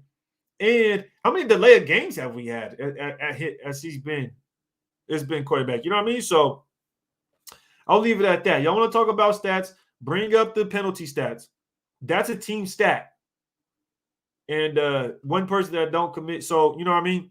Call it what you want. Appreciate everybody pulling up. Been up here for 3 hours, yo. We was trapping. We was hustling. We was grinding on this one. You feel me? We was grinding on this one, yo. Everybody that stuck it through with me. Agent Red, I see you folks. Raider Charles, 510. Longy Raider, I see Lonnie in the building. Queen Raider Red pulled up on us. Ernst Shakur was with us. Jeff Henders, White Tyson. Eric pulled up. Ron Ultra, if I miss you, sorry. Jason Singleton, Jay Inquisit pulled up. I see you folks. Ozzy Raider, yes sir. Ray Love, appreciate everybody pulling up. If you can, make sure y'all follow me on Instagram, man. Hit that like button. Also follow me on Twitter if you want. I'm gonna leave with this super chat right here from the bro Omar. Shout out TC, K Hendricks, bro. I see y'all in the chat. AJ Simpson, Ellenmore Pro. I see y'all folks. Appreciate everybody pulling up. He says, bro, we can get 2 first rounds for DC and still draft bust. We can't draft people. 100% agree with you, man. We traded. Go, everybody. This is y'all homework. I'm finna leave y'all asses with some homework. Go find out what did we do with the picks we got for Khalil Mack. I ain't gonna tell y'all because I already know what it is. But go look at what we did with those draft picks we got for Khalil Mack, and then tell me, was Mack worth what we got out of the draft? Y'all let me know, and then y'all let me know on the next one, man. Gonna take 3 touchdowns to beat the Queens. It might take more, Tickler, but it's for surely gonna take at least 3. I think it's for surely gonna take 3 at least. 100% agree. Shout out to Tickler, man. He's someone that don't agree with me, but someone that still, sticks with the conversation. Someone that still sticks to the conversation. Y'all saying nah, nope. Yeah, but yeah, a bunch of no's. Oh my God. We lost the Mac trade. That's a heartbreaker, Sebastian. Yeah. But I appreciate y'all pulling up. Y'all already know what the deal is.